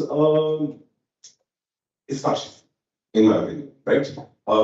Right now, how does one contend with this? Like, I mean, because this is a question that we really, it's a question of form.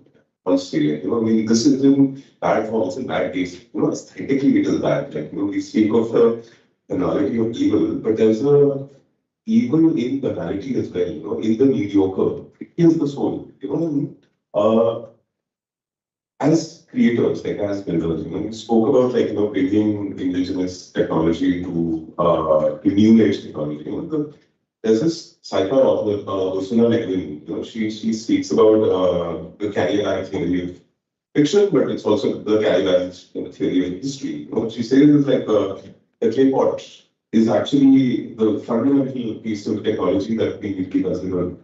That is what has held history, has kept us together, like, as on a civilizational level, when men, like there's this genius hero idea of history, right? Like, their history is written by the sword, like, when Napoleon or Genghis Khan, but what Ursula Le Guin is saying is that these moments, they are usually moments, where someone falls to a blade is momentary.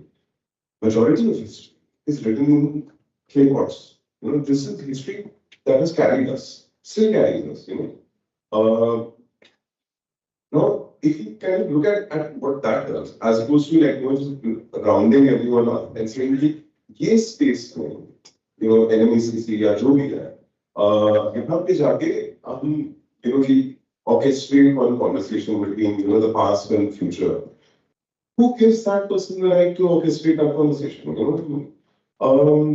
That's fun. And Raj, I deeply found your project very interesting in the sense that there's this decentralization. It's the gesture is something that like I identify with, like, I mean, just all of it, the only thing that I would like to also consider when we speak of the history of this form of Kuchipudi is, I just get, I mean, it's there is this kind of bias of caste that kind of, underlies the politics of all art forms, and there's no kind of capture that is going on. Could that be unsettled as well, by this Decentralization Act? I think the way that you approach planning has that potential. That is why I'm asking you this question. Yeah. I just want to add. It's interesting that you mentioned Kuchipudi is probably the only, I would say in my knowledge, only one dance form which has a so-called place of origin, whereas other forms are spread across. So you can't say that Bharatanatyam is from there or Kuchipudi is from there. So I would like to ask this that again, it's a question not about architecture or something, but when we think about it, that you're visualizing or you're conceiving that there are certain kinds of facilities which are missing in the town, because of which the artists or the families which live there are not able to perform their, let's say, so-called activities. But even if you look at it, keep that aside for a while. I mean, none of the so-called big names or good Kuchipudi artists live in that village anymore. And is it because those facilities are lacking and that's what you have tried to address? Or is it something else that which would bring them back? How does that work is a very important question as well. Because when we are talking about continuity, what is the relevance of place of origin in the continuation of the art form? Because the artists can be anywhere, and as long as you are practicing those things, and that's one of the question even in Aminat's case was that you're talking about various forms of cultural activities, whether it's a procession of Ganesh Chaturthi or XYZ. I mean, it's happening at multiple locations. It's not that you can kind of pin it down to one and saying that this is where it has to happen and that is when it attains its fullest meaning. So that's another very important question that can be put to me. Thank you.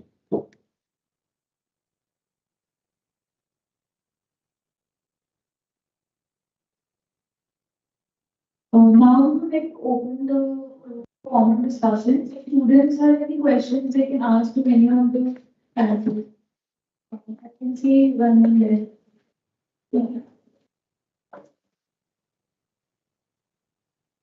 Yeah, so you use blend of materials here.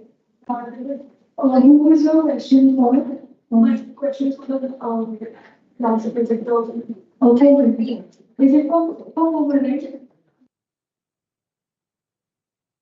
First person.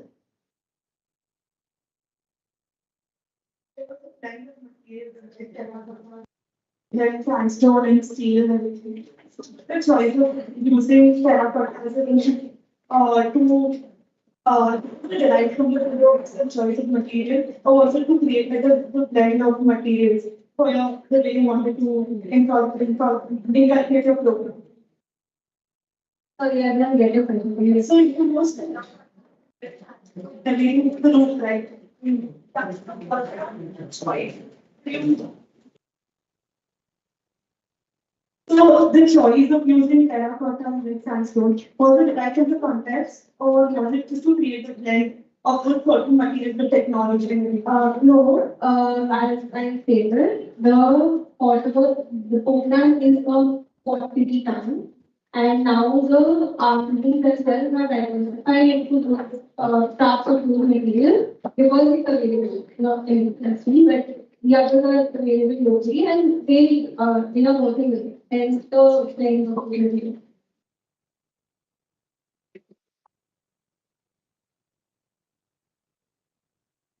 Thank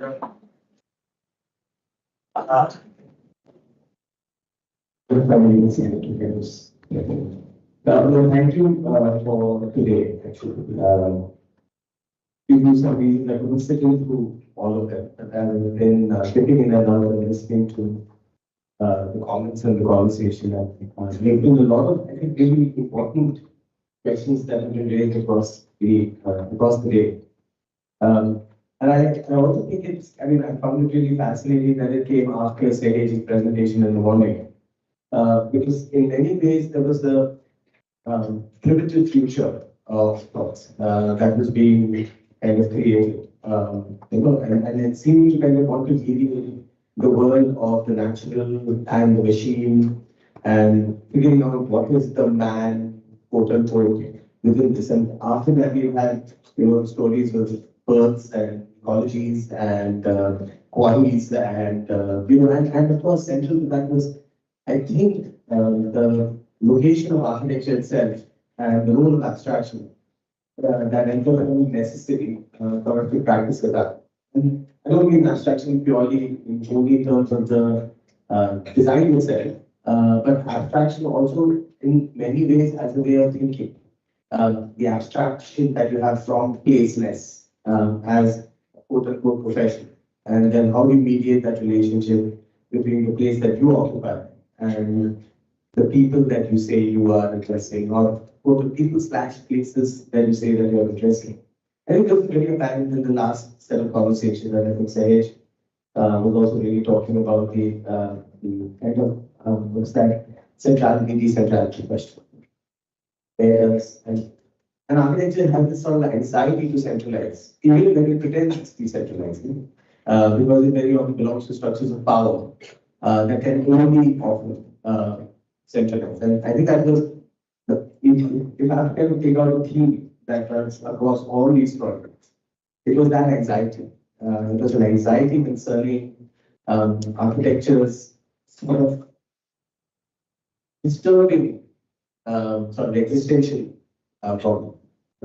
That plugging into its entire ontological basis, unfortunately, for becoming intolerant, not being intolerant, okay, is embedded in the structures of power. And then it is at the same time trying to rebel against those very same structures.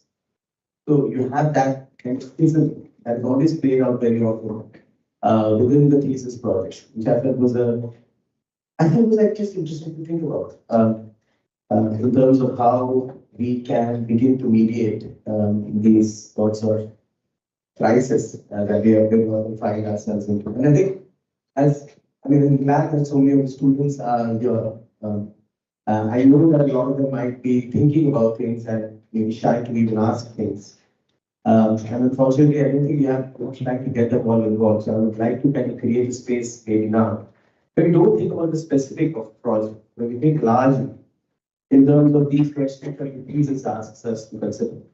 Who we are and what we claim to be and become as architects.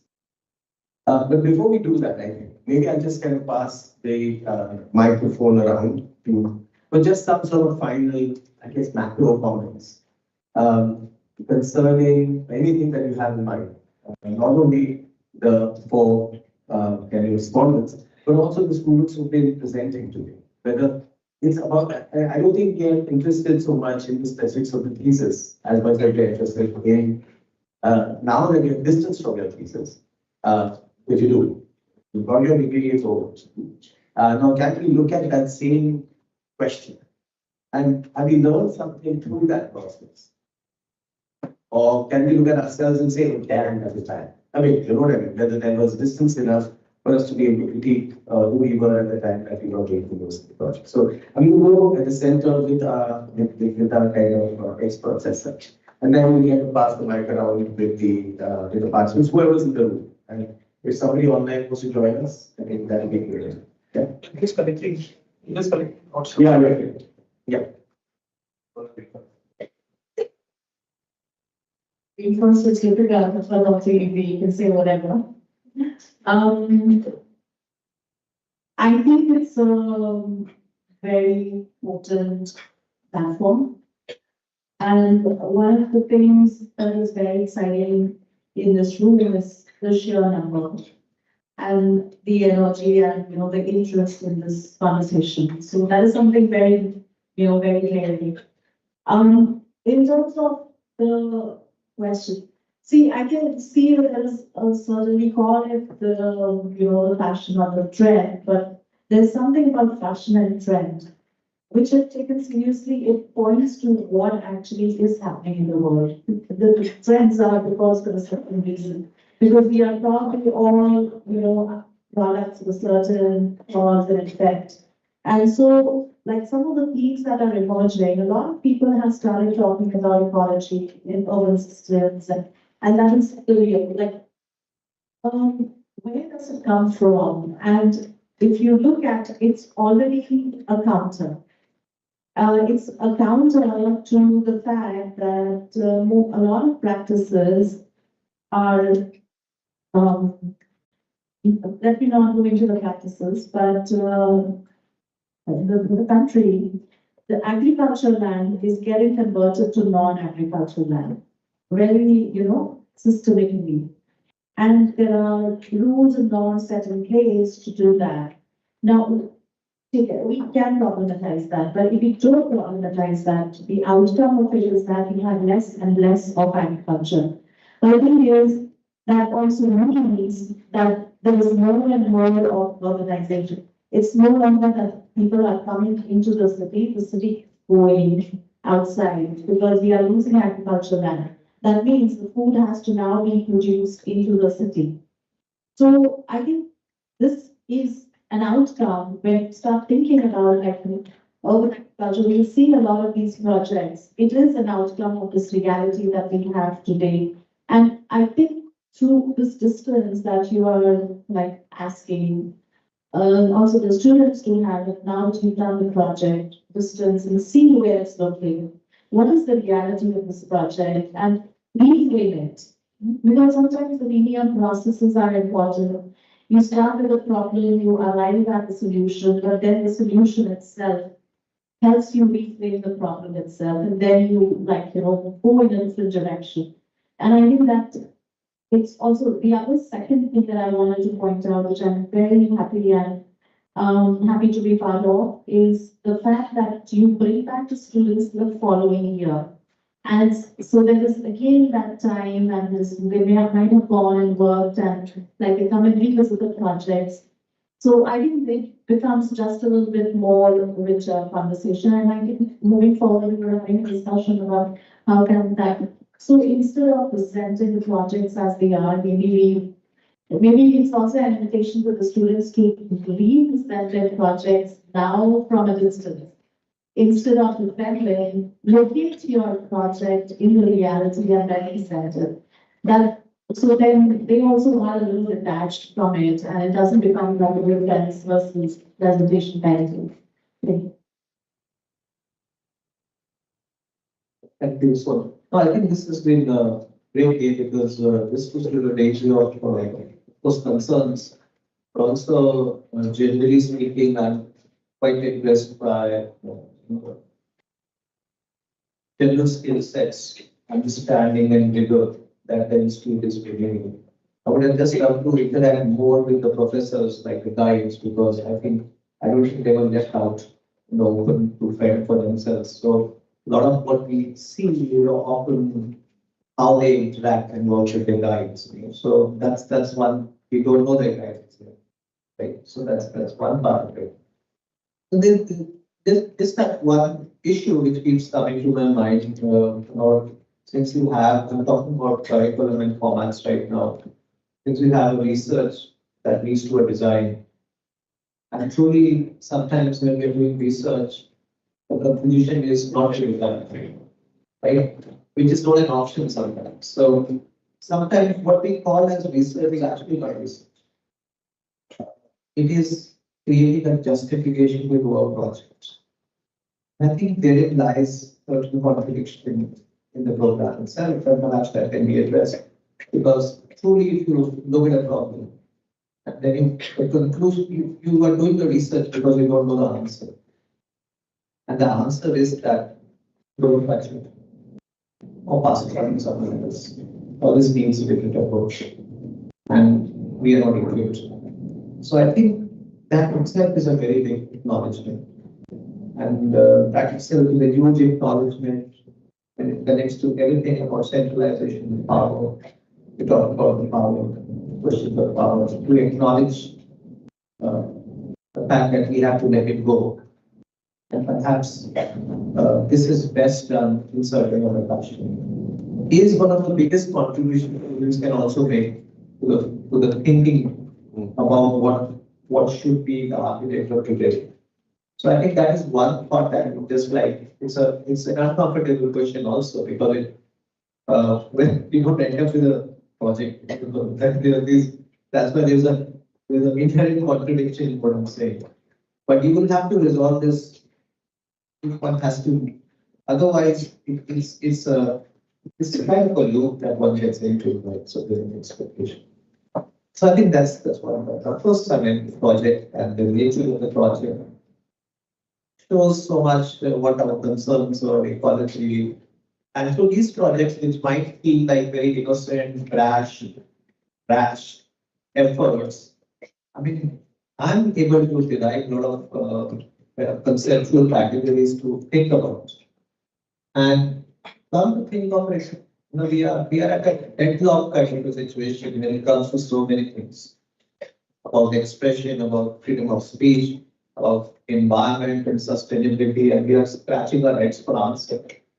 And if some of these projects become those points, catalyst of some thoughts by one.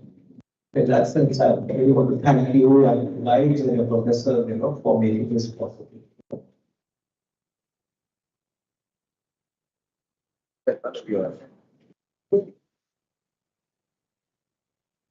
Okay, I have a couple of thoughts. One is that what I find look at this thesis as an exercise, not only here across the country, there's a certain scale of projects which we think are important to be considered for the final thesis.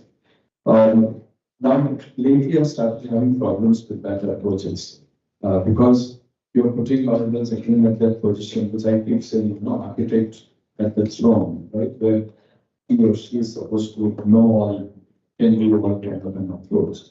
Whereas I would like to see whether what is wrong in taking up a small scale project, which could have a larger impact.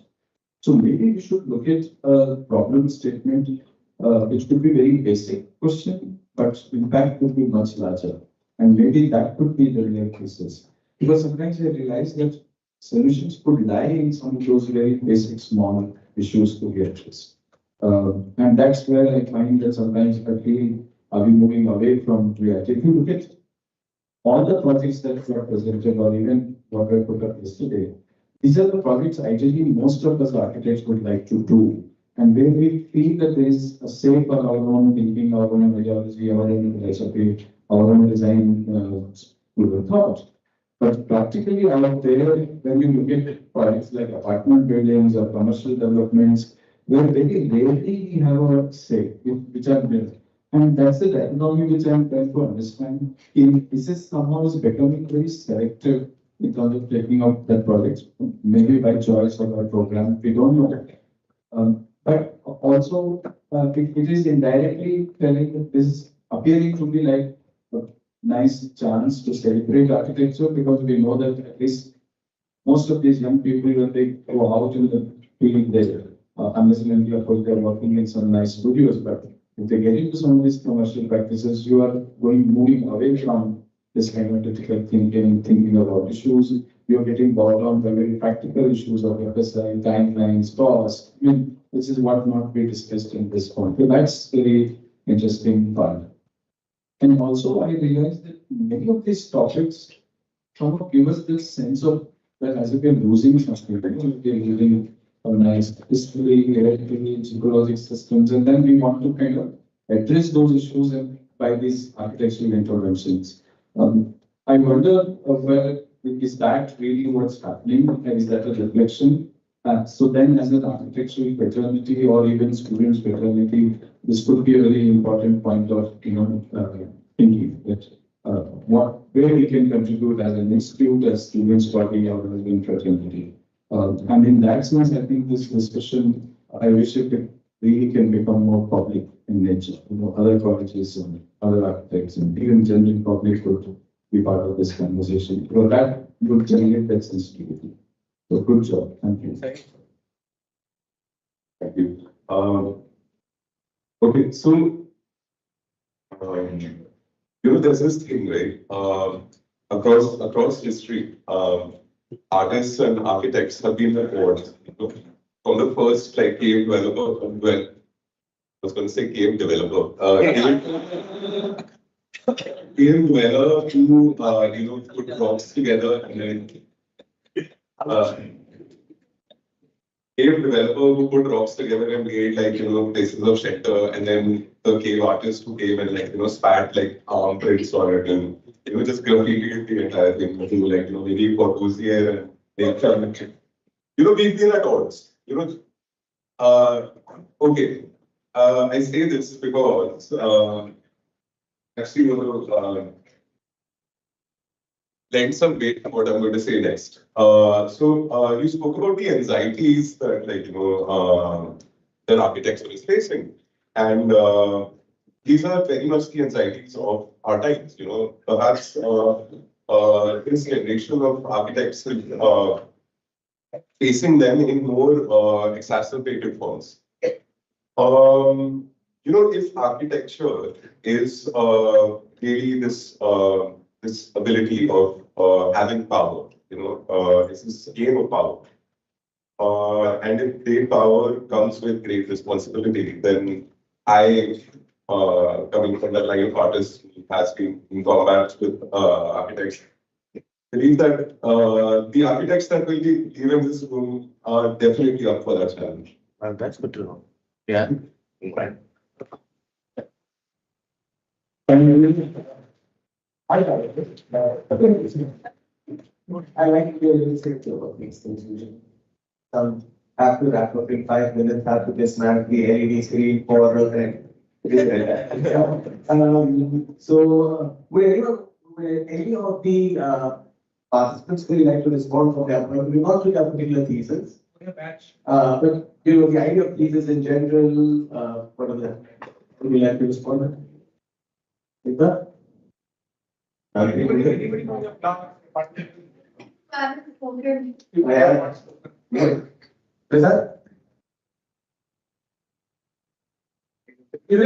the microphone if you find something. Yes. Take it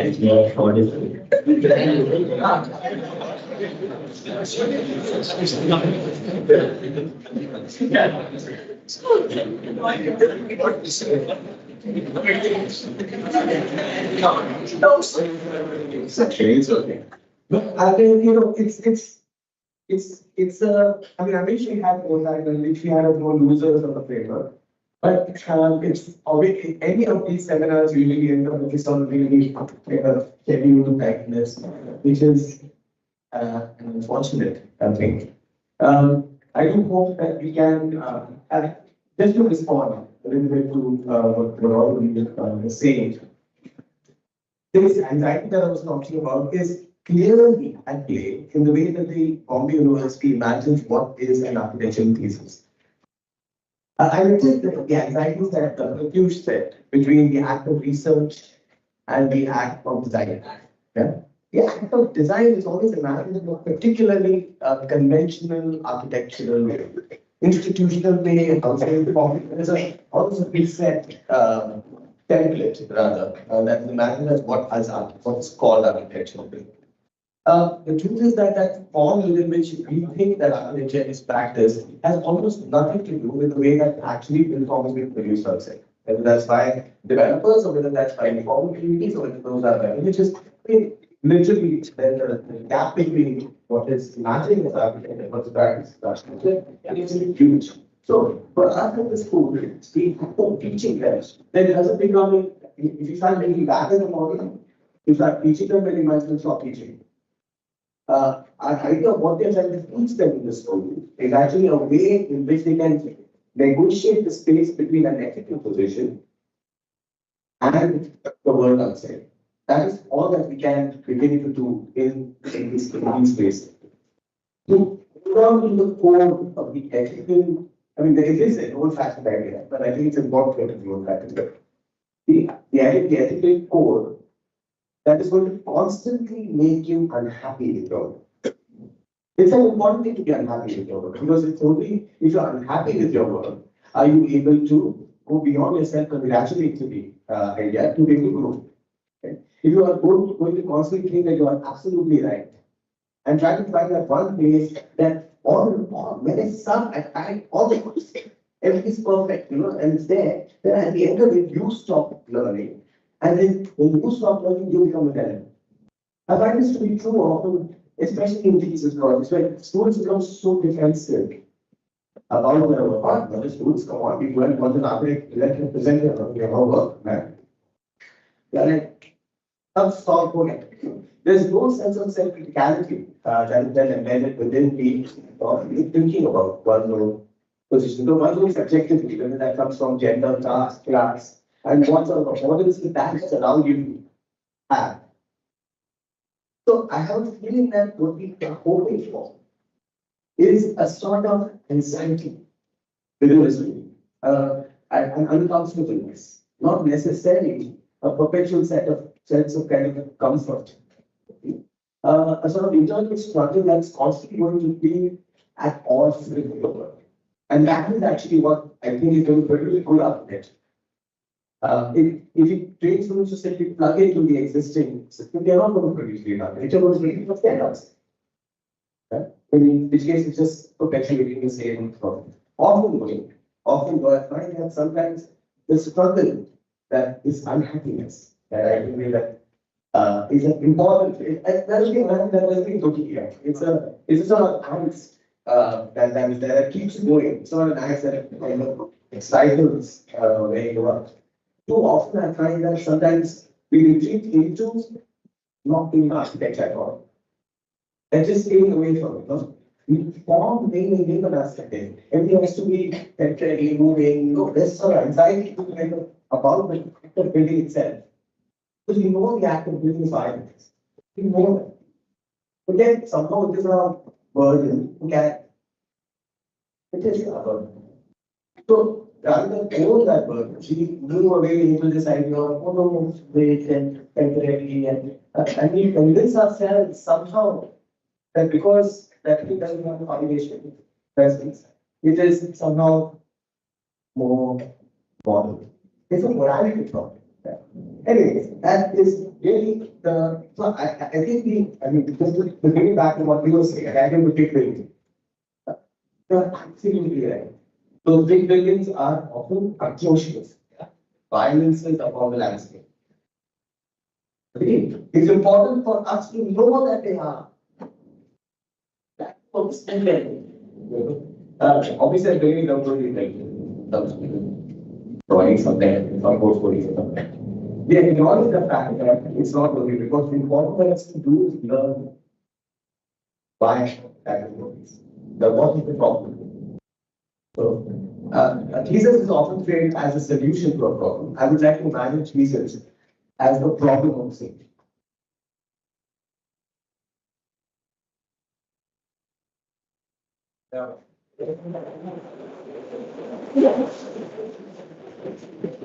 Thank you. Thank you, Sonia. Thank you, Pritesh. Thank you, Shishir. Thank you, Suresh. We will go to this right now because in half an hour we have to set many things. So our team is ready. So thank you very much. See you in half an hour in the morning.